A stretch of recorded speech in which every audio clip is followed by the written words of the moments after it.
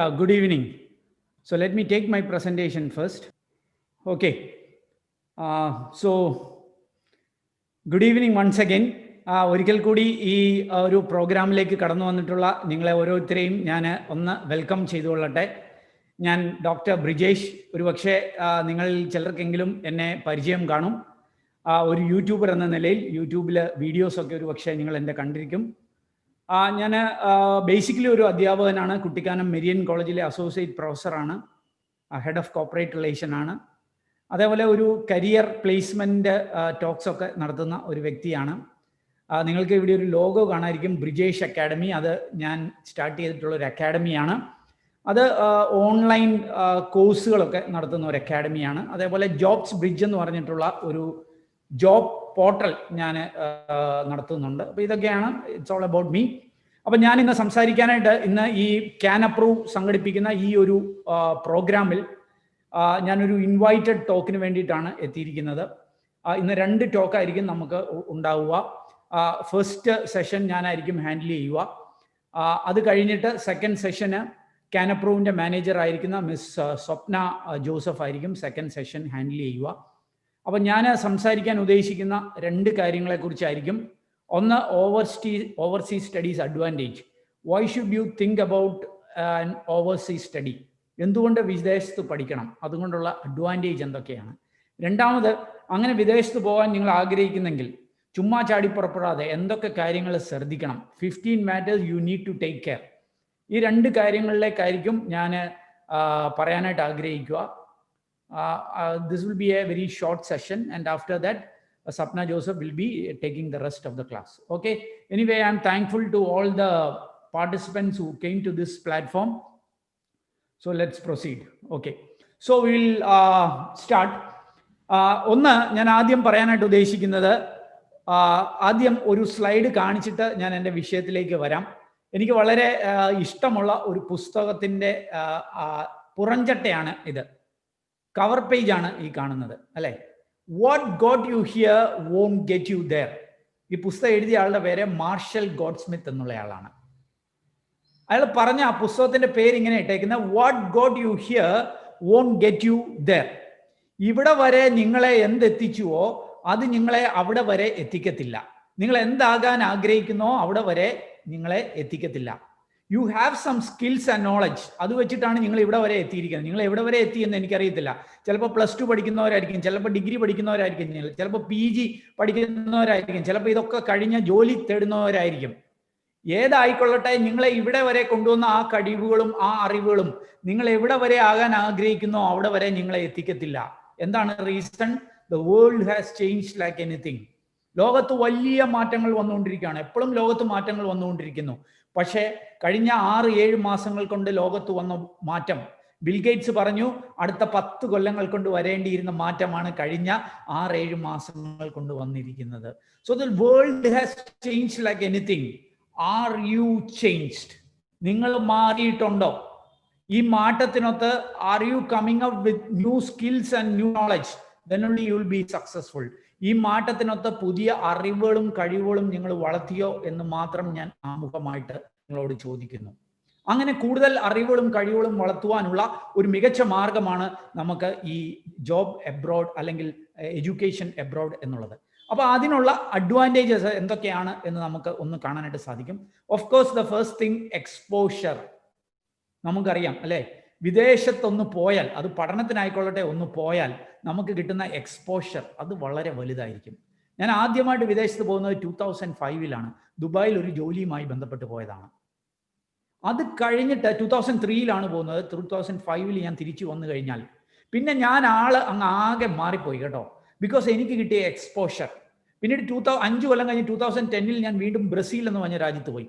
തിരിച്ചു വന്നപ്പോൾ അപ്പോഴാണ് നമുക്ക് മനസ്സിലായത് നമ്മളൊക്കെ ഇപ്പോഴും പൊട്ടക്കിണറ്റിലെ തവളെ പോലെ ഇങ്ങനെ കിടക്കുകയാണ്, അല്ലേ? വലിയ വിശാലമായ ഒരു ലോകമുണ്ട്. അത് നമ്മളൊന്ന് എക്സ്പ്ലോർ ചെയ്യണം. അത് അപ്പോൾ കിട്ടുന്ന എക്സ്പോഷർ വളരെ വലുതായിരിക്കും. അപ്പോൾ അങ്ങനെ ഒരു വലിയ അഡ്വാൻറ്റേജ് വിദേശ പഠനത്തിനുണ്ട്. Number 2, you can improve your language. നമ്മൾ പലപ്പോഴും ബാംഗ്ലൂരൊക്കെ പഠിക്കാൻ പോകും, അല്ലേ? എന്തിനാ ബാംഗ്ലൂരൊക്കെ പഠിക്കാൻ പോകുന്നത്?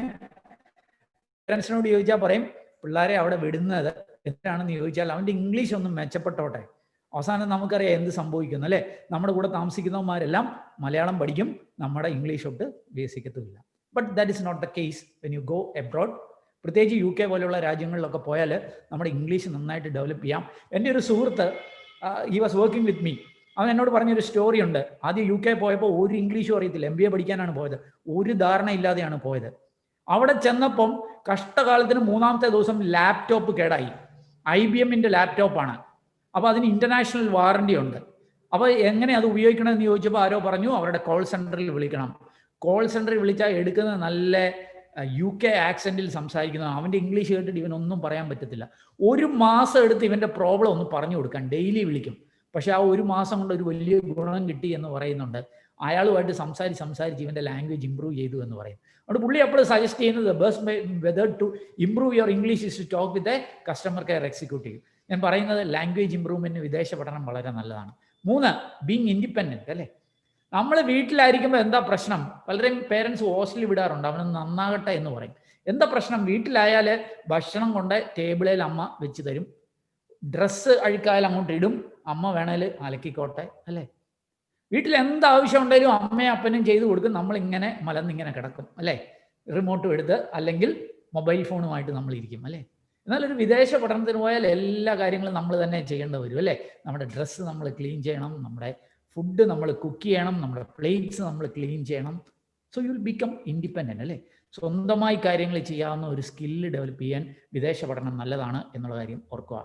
And the 4th one, change in perspective. ഇതാ ഞാൻ എപ്പോഴും പറയും, നമ്മുടെ കാഴ്ചപ്പാടെ മാറും കേട്ടോ ലോകത്തെക്കുറിച്ച്. നമ്മൾ ഓർക്കും നമ്മുടെ കേരളത്തിലെ റോഡുകളൊക്കെ എന്ത് വിശാലമാണ് അല്ലേ. ഞാൻ ആദ്യമായിട്ട് വിദേശത്ത് പോയിട്ട് ദുബായി പോയി ഒരു 10 വരി പാതയൊക്കെ കണ്ടപ്പോഴാണ് എനിക്ക് മനസ്സിലായി ഈ കേരളത്തിലെ 2 വരി പാതയൊക്കെ എന്ത് വേസ്റ്റ് ആണ് അല്ലേ. നമ്മുടെ കാഴ്ചപ്പാട് തന്നെ മാറിപ്പോകും അല്ലേ ലോകത്തെക്കുറിച്ചുള്ള. അതുകൊണ്ട് അങ്ങനെ ഒരു വലിയ പ്രയോജനം ഇതുകൊണ്ടുണ്ട്.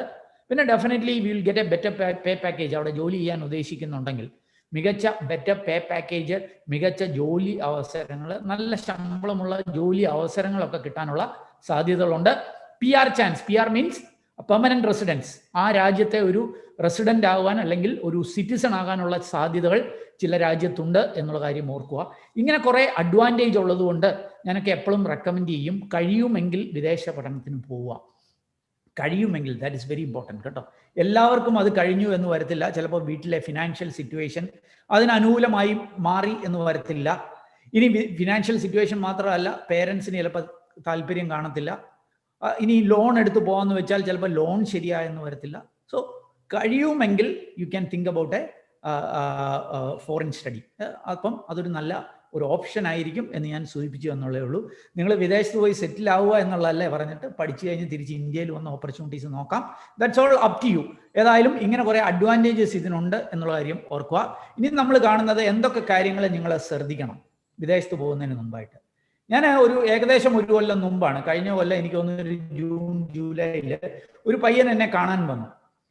അവൻ്റെ ഗ്രാൻഡ് ഫാദറുമായിട്ടാണ് എന്നെ കാണാൻ വന്നത്. ഇവനെന്തോ +2 ജസ്റ്റ് കഴിഞ്ഞ് നിൽക്കുവാണ്. അപ്പോൾ ഇവൻ്റെ ഗ്രാൻഡ് ഫാദർ പറഞ്ഞു ഇന്ന സ്ഥലത്തു നിന്നാണ് വരുന്നത്, ഇവന് വിദേശത്ത് പോകണം, ജർമ്മനിയിൽ പോകണം എന്ന് ഭയങ്കര ആഗ്രഹം.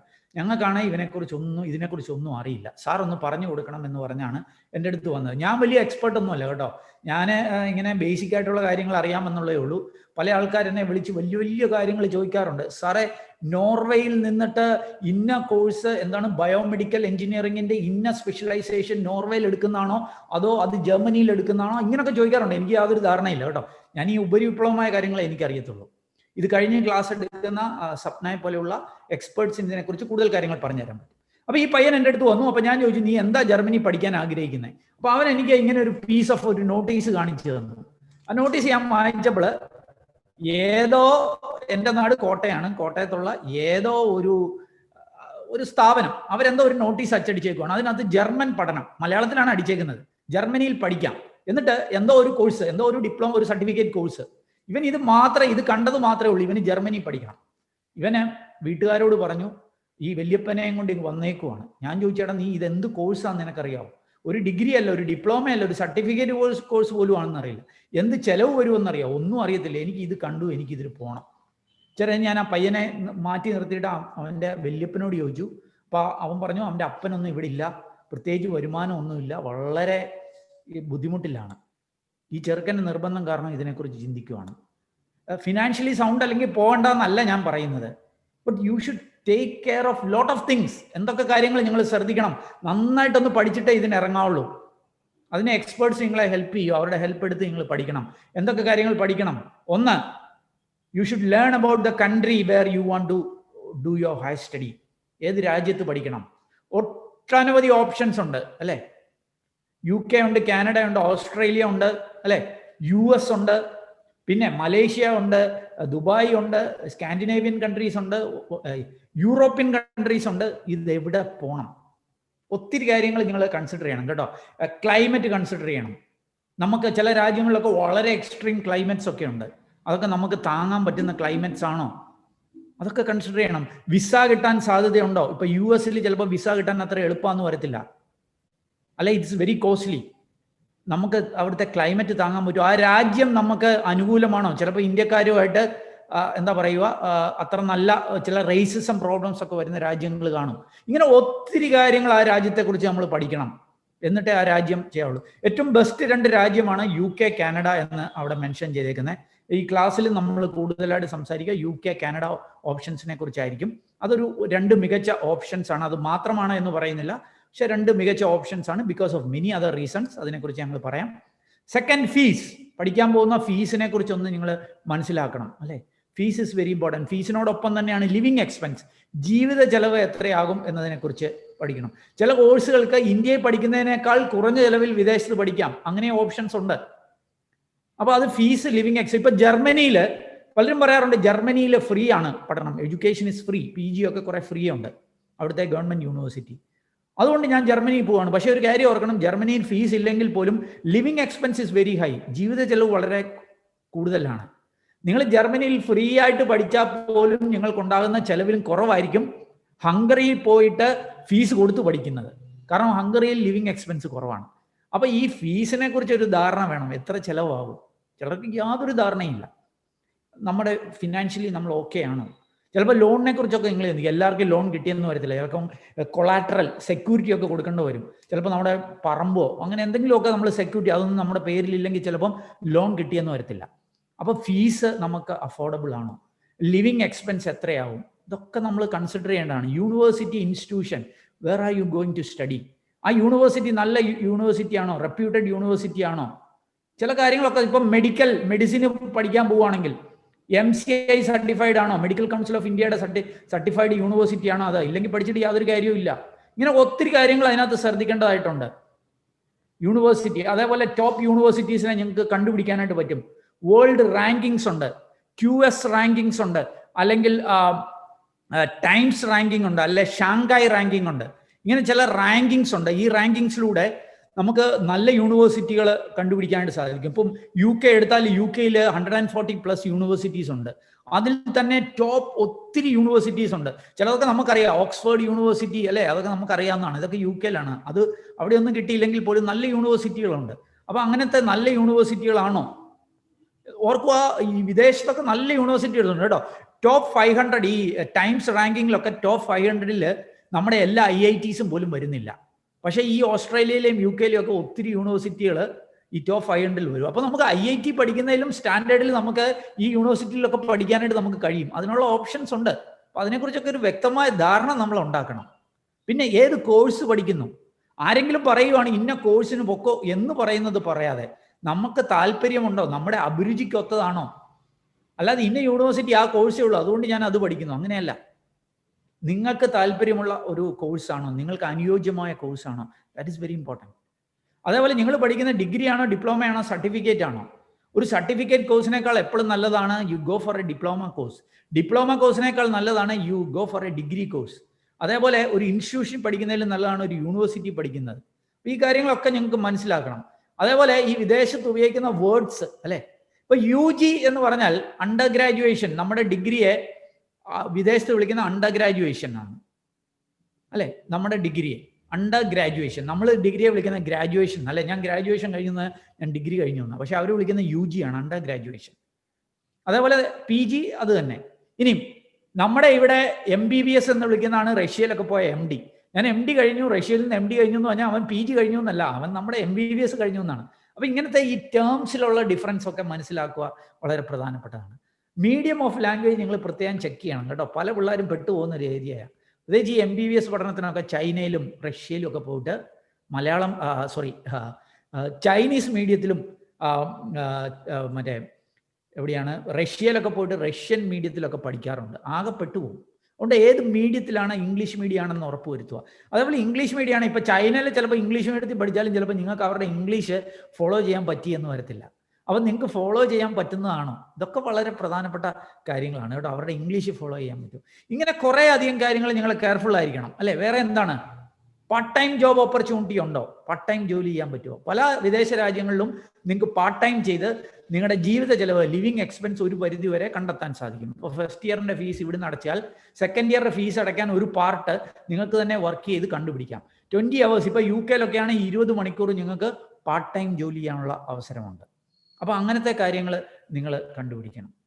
പാർട്ട് ടൈം ജോബ് ഓപ്പർച്യൂണിറ്റി, എത്ര അവേഴ്സ് വർക്ക് ചെയ്യാം, അതിന് എത്ര പേയ്മെൻറ്റ് കിട്ടും, ഇതിനെക്കുറിച്ചൊക്കെ പഠിക്കണം. Course duration. ഇപ്പം നമുക്കിവിടെ PG എല്ലാം 2 years ആണ് അല്ലേ.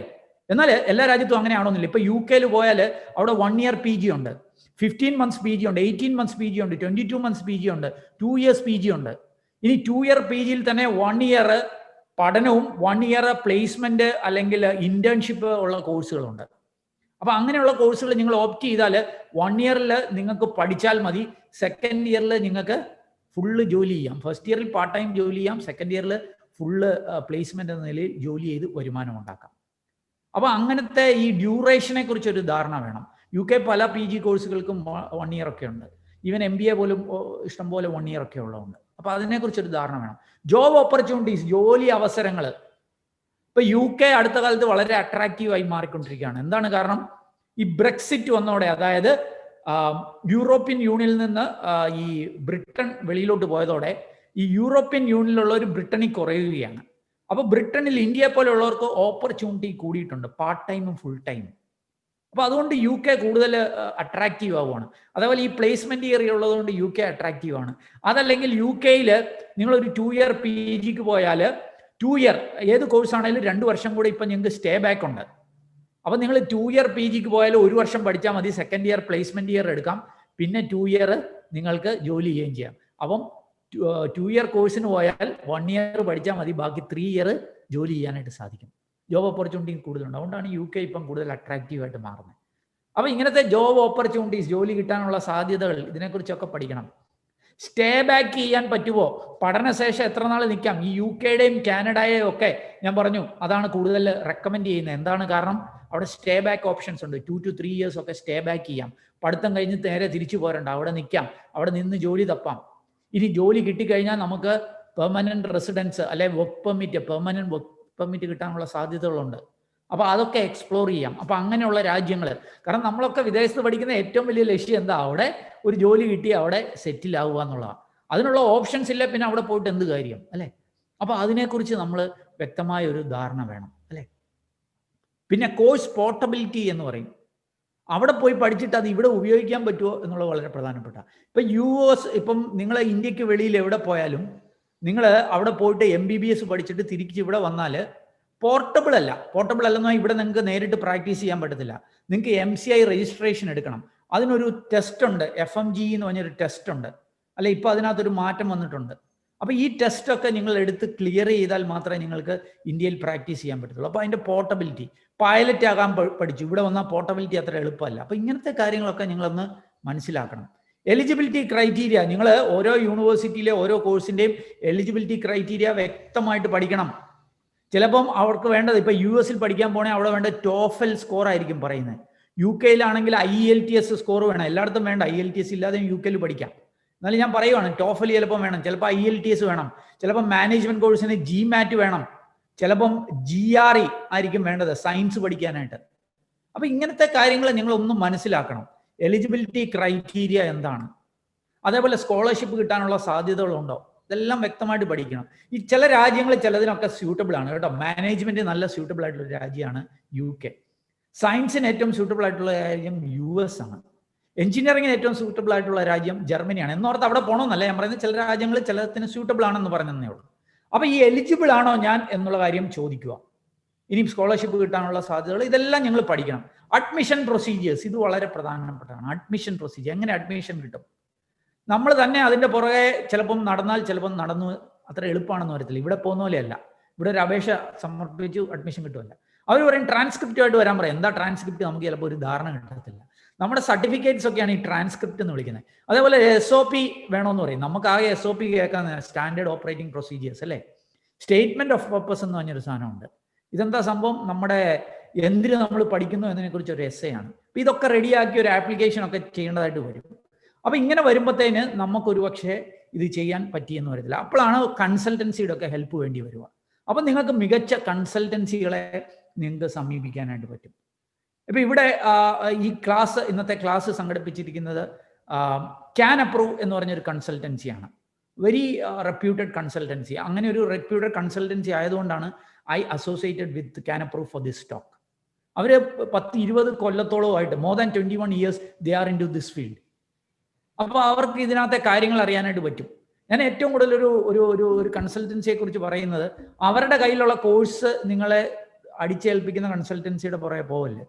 നിങ്ങൾക്കൊരു കരിയർ ഗൈഡൻസ് തരണം. ഇവരുടെ ഏറ്റവും വലിയ ഒരു ബെനിഫിറ്റ് എന്ന് പറഞ്ഞാൽ ദിൽ ഗിവ് എ കരിയർ ഗൈഡൻസ്. നിങ്ങൾക്ക് സ്യൂട്ടബിൾ ആയിട്ടുള്ള ഒരു കോഴ്സ്, സ്യൂട്ടബിൾ ആയിട്ടുള്ള ഒരു കൺട്രി ഇവർ പറഞ്ഞു തരും. That is their main advantage. അപ്പം അങ്ങനത്തെ ഒരു കൺസൾട്ടൻസിയുടെ ഹെൽപ്പ് ആവശ്യമുണ്ട്. എടുക്കണമെന്നല്ല ഞാൻ പറയുന്നത്. നിങ്ങൾക്ക് വിദേശത്ത് പോകണമെന്നുണ്ടെങ്കിൽ you can get their consultancy. അതിന് മികച്ച ഒരു കൺസൾട്ടൻസിയാണ് this Can Approve. I know this people very well and that's why I associated with Can Approve. അപ്പം ഇങ്ങനത്തെ കുറേ കാര്യങ്ങൾ നിങ്ങൾ ഇതിനകത്ത് ശ്രദ്ധിക്കണം. ഞാൻ 15 പോയിന്റുകൾ പറഞ്ഞു എന്നുള്ളതേ ഉള്ളൂ. ഇനിയും പല കാര്യങ്ങൾ ശ്രദ്ധിക്കേണ്ടതായിട്ടുണ്ട്. ഞാൻ ഒത്തിരി സമയം അതിലേക്ക് എടുക്കുന്നില്ല. അപ്പം നിങ്ങളുടെ മനസ്സിൽ 2 കാര്യങ്ങൾ നിൽക്കുക. ഞാൻ പറയാൻ ശ്രമിച്ച 2 കാര്യങ്ങൾ മാത്രം. ഒന്ന്, കുറേ അഡ്വാൻറ്റേജസ് ഉണ്ട് വിദേശ പഠനത്തിന്. ആ അഡ്വാൻറ്റേജിനെ കുറിച്ച് നമുക്ക് ഒരു ധാരണ വേണം. എന്നോർത്ത് ഈ അഡ്വാൻറ്റേജ് മാത്രം കണ്ട് ചാടിപ്പുറപ്പെടരുത്. ഒരു 10-15 കാര്യം നിങ്ങളോട് തന്നെ ചോദിക്കണം. Will this B suited for me? എനിക്ക് പറ്റുന്നതാണോ? എനിക്ക് അഫോർഡബിൾ ആണോ? എനിക്കിതിൽ പ്രോസ്പെക്ട്സ് ഉണ്ടോ എന്ന് തോന്നിയാൽ മാത്രം നിങ്ങൾക്ക് ഇതിനെക്കുറിച്ച് ചിന്തിക്കാം. ഓക്കെ, അപ്പോൾ ഈ കാര്യങ്ങൾ ഒന്ന് മനസ്സിലാക്കുക. അതിന് സഹായകരമായ ഒരു കൺസൾട്ടൻസിയാണ് ക്യാൻ അപ്രൂവ് എന്നുള്ളത്. സോ എൻ്റെ ടോക്ക് ഞാൻ ഇവിടെ അവസാനിപ്പിക്കുകയാണ്. നിങ്ങൾ എപ്പോഴും ഓർക്കുക, there are 2 types of people. ആദ്യത്തെ ആളെ നിങ്ങൾക്ക് കാണാനായിട്ട് സാധിക്കും അല്ലേ, ചുമ്മാതെ ഈ ഇപ്പോഴത്തെ ലോക്ക്ഡൗണിനെയൊക്കെ പഴിച്ചുകൊണ്ട് ഇങ്ങനെ ഇരിക്കുക. രണ്ടാമത്തെ ആൾ എന്താണ്? അവസരം ഇങ്ങനെ മാന്തി തുരന്ന് അവൻ വിഘായസിലേക്ക് പറന്നുയരുകയാണ്. You have 2 options. Either you can be as a first person or you can be as the second person. എപ്പോഴും നിങ്ങളോട് തന്നെ പറയേണ്ട ഒരു ചോദ്യമാണ്. ഞാൻ എപ്പോഴും എൻ്റെ ക്ലാസ്സുകളിൽ പറയുന്ന, എനിക്ക് ഏറ്റവും കൂടുതൽ പ്രചോദനം നൽകിയിട്ടുള്ള ഒരു വാക്കാണ്, do something today that your future self will thank you for. ഭാവി നിങ്ങളോട് നന്ദി പറയുന്ന ഒരു നല്ല കാര്യം ഇന്ന് ചെയ്യുക. നിങ്ങൾ ഇന്ന് എടുക്കുന്ന ഒരു ഡിസിഷൻ ഒരു പക്ഷേ ഒരു 10 കൊല്ലങ്ങൾക്ക് ശേഷം തിരിഞ്ഞു നോക്കുമ്പോൾ, അന്ന് ഞാൻ ആ കാര്യം ചെയ്തുകൊണ്ടാണ് ഞാൻ ഈ നിലയിലേക്ക് എത്തിയത്, താങ്ക് യു ഫോർ ദാറ്റ് എന്ന് നിങ്ങളുടെ ഭാവി ഭൂതത്തോട് നന്ദി പറയുന്ന ഒരു നല്ല കാര്യം ചെയ്യാൻ ശ്രമിക്കുക. അതുകൊണ്ട് വളരെ വളരെ മോട്ടിവേഷണൽ വേർഡ്സ് ആണ് കേട്ടോ. നിങ്ങൾ വേണേൽ ഒന്ന് ഫോണിൽ ഒരു സ്ക്രീൻഷോട്ട് എടുത്ത് വെച്ചു. Do something today that your future self will thank you for. ഭാവി നിങ്ങളോട് നന്ദി പറയുന്ന ഒരു നല്ല കാര്യം ചെയ്യാനായിട്ട് ശ്രമിക്കുക. So thank you for your patient listening. ഇത്രയും നേരം എൻ്റെ ക്ലാസ് കേട്ടിരുന്ന നിങ്ങൾക്ക് എല്ലാവർക്കും ഹൃദയത്തിൻ്റെ ഭാഷയിൽ ഒരിക്കൽ കൂടി ഞാൻ നന്ദി അർപ്പിക്കുന്നു. എന്നെ ഈ പ്ലാറ്റ്ഫോമിലേക്ക് ക്ഷണിച്ച ക്യാൻ അപ്രൂവ് ടീം, പ്രത്യേകിച്ച് അതിൻ്റെ കോട്ടയം മാനേജർ മിസ് സ്വപ്ന ജോസഫിനോടും ടീമിനോടുമൊക്കെയുള്ള നന്ദി അർപ്പിക്കുകയാണ്.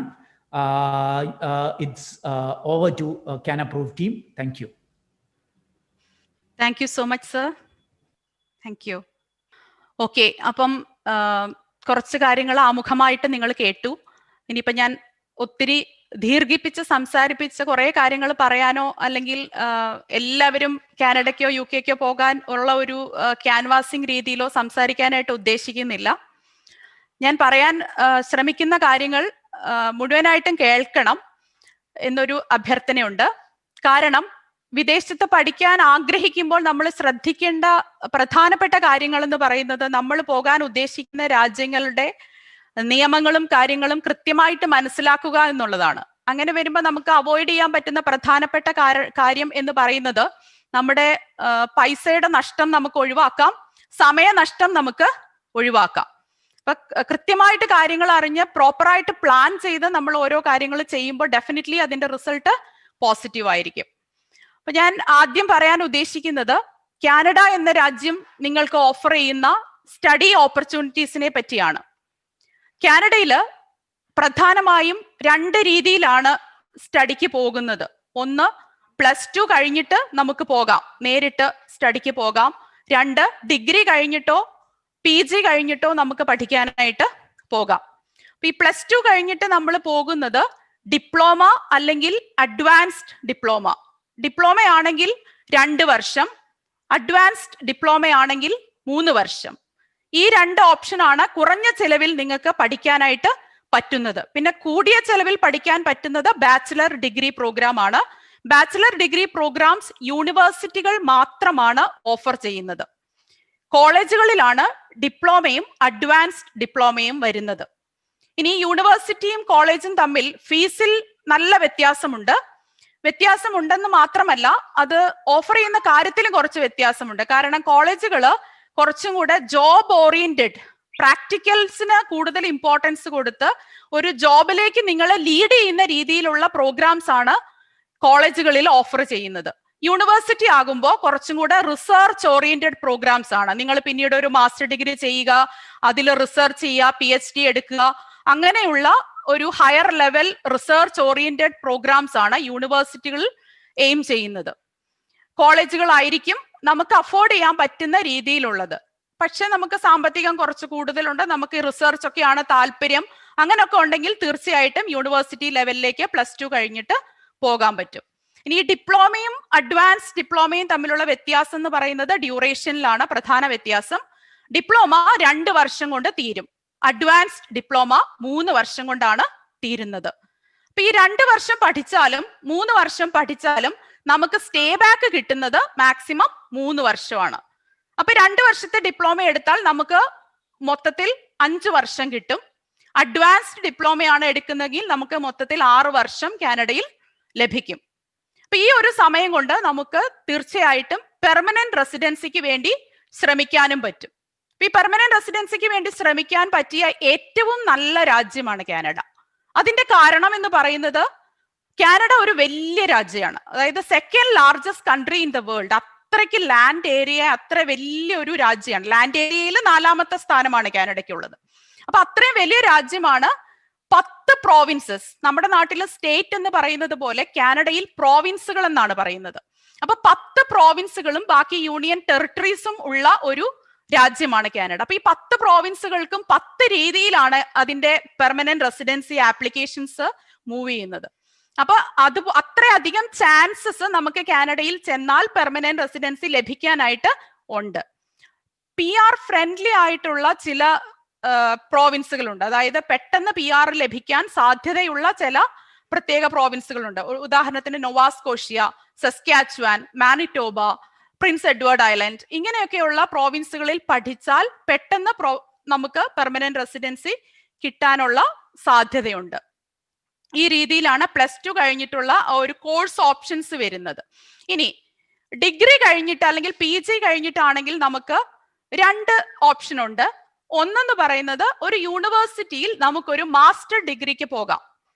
അപ്പൊ വീണ്ടും ഈ പറഞ്ഞതുപോലെ യൂണിവേഴ്സിറ്റിയുടെ മാസ്റ്റർ ഡിഗ്രി റിസർച്ച് ഓറിയന്റഡ് ആണ്, അല്പം ഫീസും കൂടുതലാണ്. പഠിച്ചാൽ സ്റ്റേ ബാക്കും PR-ഉം അങ്ങനെയുള്ള കാര്യങ്ങളെല്ലാം കിട്ടും. മാസ്റ്റർ ഡിഗ്രിക്ക് നല്ല വാല്യൂ ഉണ്ട്. നമ്മൾ PR-നൊക്കെ കൊടുക്കുമ്പോൾ നല്ല വാല്യൂ ഉള്ള ഒരു ഡിഗ്രിയാണ് മാസ്റ്റർ ഡിഗ്രി കാനഡയത്. അതുപോലെ തന്നെയാണ് PG ഡിപ്ലോമ എന്ന് പറയുന്ന ഒരു ഓപ്ഷൻ നമുക്കുള്ളത്. PG ഡിപ്ലോമ ശരിക്കും ഈ ഡിഗ്രി കഴിഞ്ഞിട്ട് നമ്മൾ പോകുമ്പോൾ പ്രധാനമായിട്ടും ശ്രദ്ധിക്കേണ്ട ഒരു കാര്യം, കഴിയുന്നതും ഡിപ്ലോമയ്ക്ക്, അതായത് +2 കഴിഞ്ഞിട്ട് പോകുന്ന 2 വർഷത്തെ ഡിപ്ലോമയ്ക്ക് കഴിയുന്നതും അപേക്ഷിക്കാതിരിക്കുക. കാരണം ഈ കാനഡയ്ക്ക് നമുക്ക് വിസയ്ക്ക് കൊടുക്കുമ്പോൾ വിസ ഓഫീസർ നോക്കുന്ന ഒരു പ്രധാനപ്പെട്ട കാര്യമുണ്ട്, പ്രോഗ്രഷൻ ഓഫ് സ്റ്റഡി. എന്താണ് പ്രോഗ്രഷൻ ഓഫ് സ്റ്റഡി? നമ്മൾ പഠിച്ചതും ഇനി പഠിക്കാൻ പോകുന്നതും തമ്മിൽ കമ്പയർ ചെയ്യുമ്പോൾ അത് ഒരു മേളിലേക്കുള്ള ഒരു ഉയർച്ചയായിരിക്കണം, അല്ലെ? നമ്മൾ പഠിച്ചതിൽ നിന്ന് താഴ്ന്ന ലെവലിലേക്ക് പഠിക്കാനാണെങ്കിൽ പിന്നെ എന്തിനാ നിങ്ങൾ കാനഡയിലേക്ക് വരുന്നത് എന്ന് സ്വാഭാവികമായിട്ടും വിസ ഓഫീസർ ചോദിക്കും. അപ്പൊ ഡിഗ്രിയും PG-യും ഒക്കെ കഴിഞ്ഞിട്ടുള്ള കുട്ടികൾ യാതൊരു കാരണവശാലും ഡിപ്ലോമ പ്രോഗ്രാംസ് എടുക്കരുത്. PG ഡിപ്ലോമ അല്ലെങ്കിൽ മാസ്റ്റർ ഡിഗ്രി ആണ് എടുക്കേണ്ടത്. പിന്നെ മാർക്കിന്റെ കാര്യത്തിലൊക്കെ ചില കട്ട് ഓഫ് ഉണ്ട്. ഇപ്പൊ യൂണിവേഴ്സിറ്റിയിലൊക്കെ നിങ്ങൾ അപ്ലൈ ചെയ്യണമെങ്കിൽ നിങ്ങൾക്ക് ഒരു 70% മേളിൽ മാർക്ക് ഉണ്ടെങ്കിലേ നല്ല യൂണിവേഴ്സിറ്റികളിൽ നമുക്ക് അഡ്മിഷൻസ് കിട്ടുകയുള്ളൂ. അതുപോലെ തന്നെയാണ് ബാക്ക് പേപ്പറിന്റെ എണ്ണം. നല്ല യൂണിവേഴ്സിറ്റികളിലൊക്കെ കിട്ടണമെങ്കിൽ ചില യൂണിവേഴ്സിറ്റികൾ ബാക്ക് പേപ്പർ അംഗീകരിക്കത്തേ ഇല്ല. അതായത് എഴുതിയിട്ട് വീണ്ടും എഴുതിയെടുക്കുന്ന പേപ്പർ വീണ്ടും അറ്റംപ്റ്റ് ചെയ്യുക. അപ്പൊ നിങ്ങൾക്ക് ഒരു അസുഖം വന്ന് നിങ്ങൾ ആബ്സെന്റ് ആയി എന്നിട്ട് നിങ്ങൾ വീണ്ടും എഴുതിയാലും അത് ബാക്ക് പേപ്പർ ആയിട്ടാണ് കാനഡ കണക്കാക്കുന്നത്. അപ്പൊ അങ്ങനെയുള്ള കാര്യങ്ങളൊന്നും ഇല്ലാത്ത ഒരു ക്ലീൻ ഹിസ്റ്ററി ആയിരിക്കണം യൂണിവേഴ്സിറ്റിയിലേക്കൊക്കെ അധിക പങ്കും അവർ ആക്സെപ്റ്റ് ചെയ്യുന്നത്. ഇനി PG ഡിപ്ലോമയ്ക്കോ കൊടുക്കുമ്പോഴും അത് ബാധകമാണ്. ബാക്ക് പേപ്പർ കഴിയുന്നതും കുറയുക. പിന്നെ കൂടുതൽ ഉണ്ടെങ്കിൽ നമുക്ക് ഓപ്ഷൻസ് ഇല്ല എന്നല്ല, ഞങ്ങൾക്ക് നല്ല ബാക്ക് പേപ്പർ എണ്ണം ഉള്ളവർക്കും വിസ കിട്ടിയ ചരിത്രമുണ്ട്.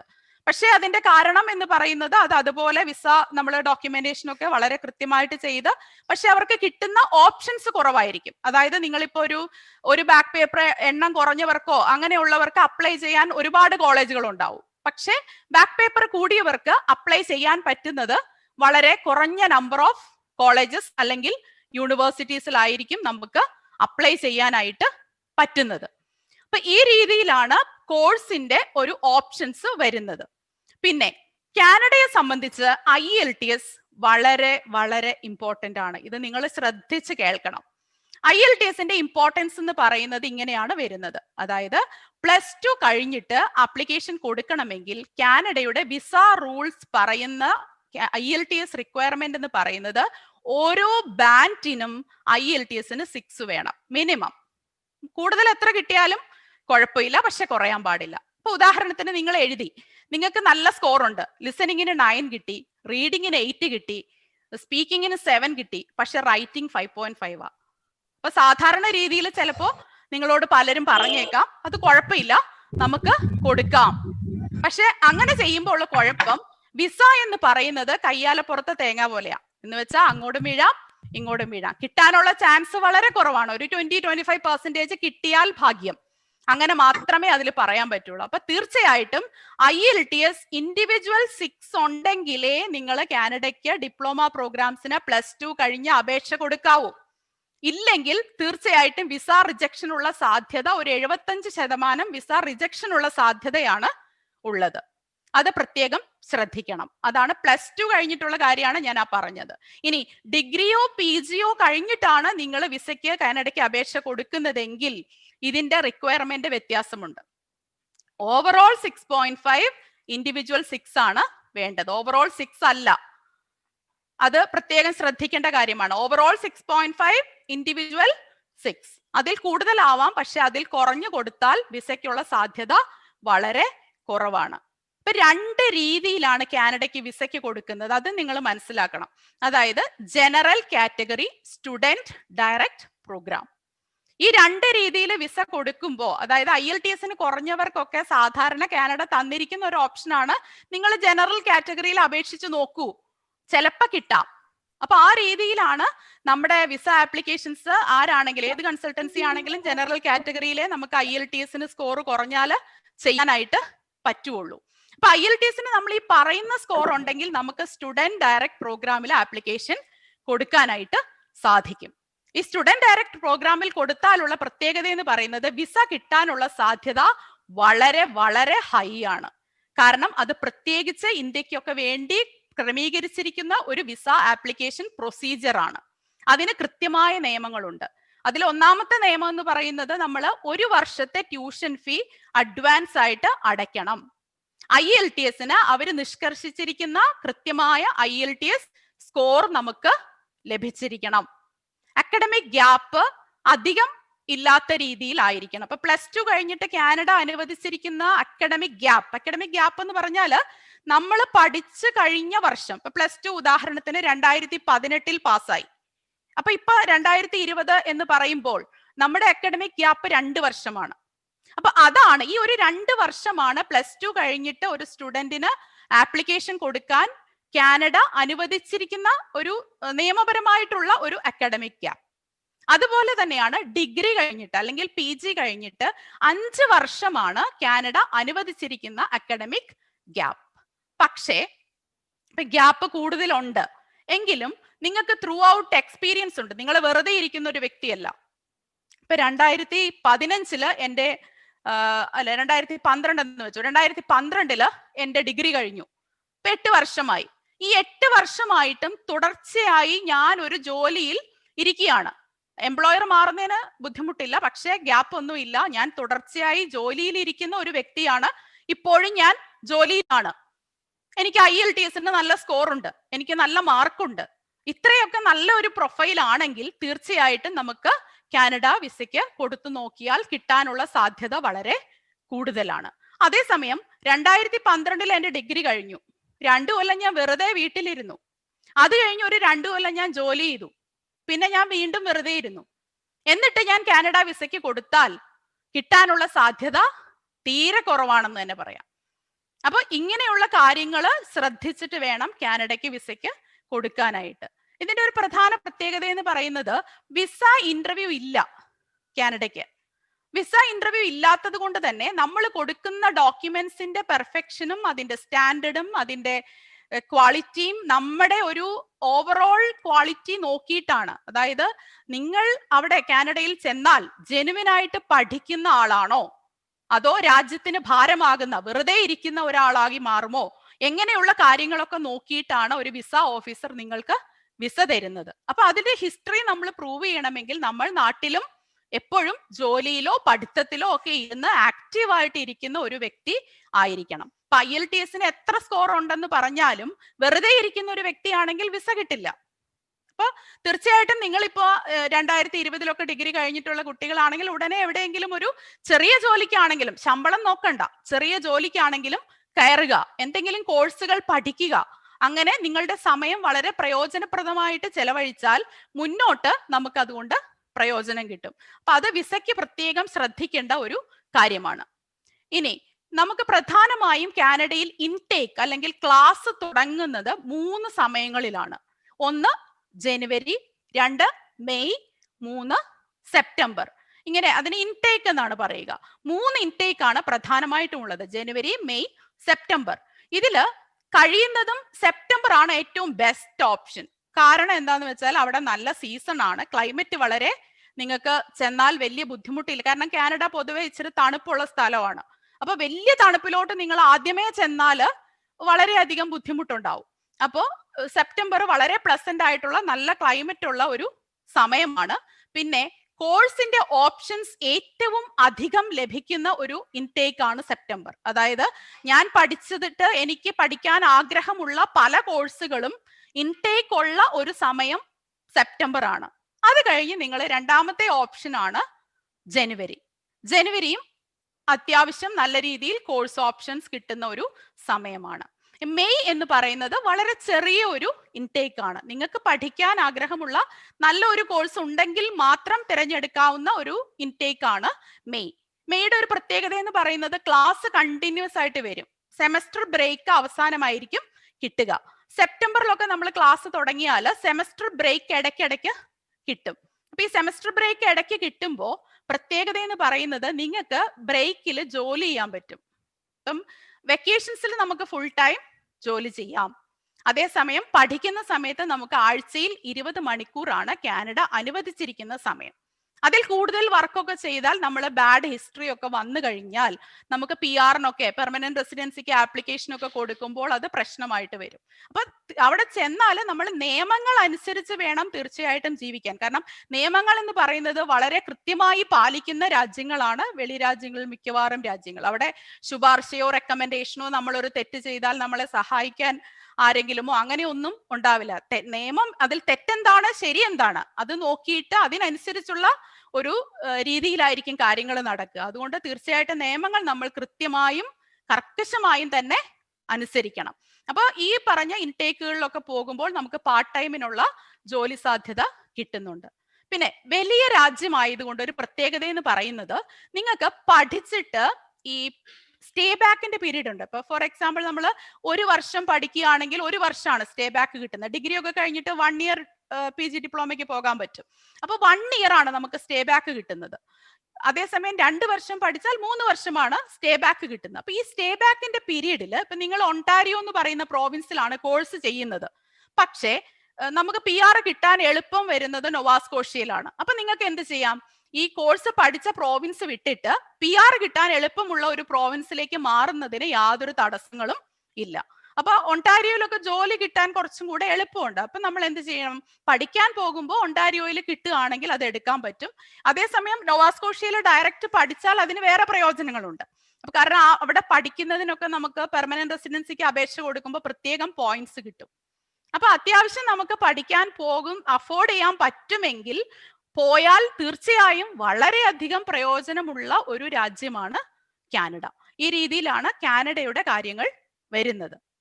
ഇനി നമുക്ക് UK പറ്റിയും കൂടെ ഒന്ന് സംസാരിക്കാം. അതിനുശേഷം കുറച്ച് ക്വസ്റ്റ്യൻസ് ഒക്കെ, നിങ്ങൾക്ക് കുറച്ച് സംശയങ്ങളൊക്കെ ഉണ്ടാവും. കഴിയുന്നതും ക്വസ്റ്റ്യൻസ് നമുക്ക് ഇന്ന് തന്നെ ആൻസർ ചെയ്യാം. അല്ലാത്തത് വീണ്ടും ഞങ്ങളെ വിളിക്കാം. കാരണം ഇതൊരു ഫ്രണ്ട്ലി റിലേഷൻ ആയിട്ടാണ് ഞങ്ങള് കാണുന്നത്.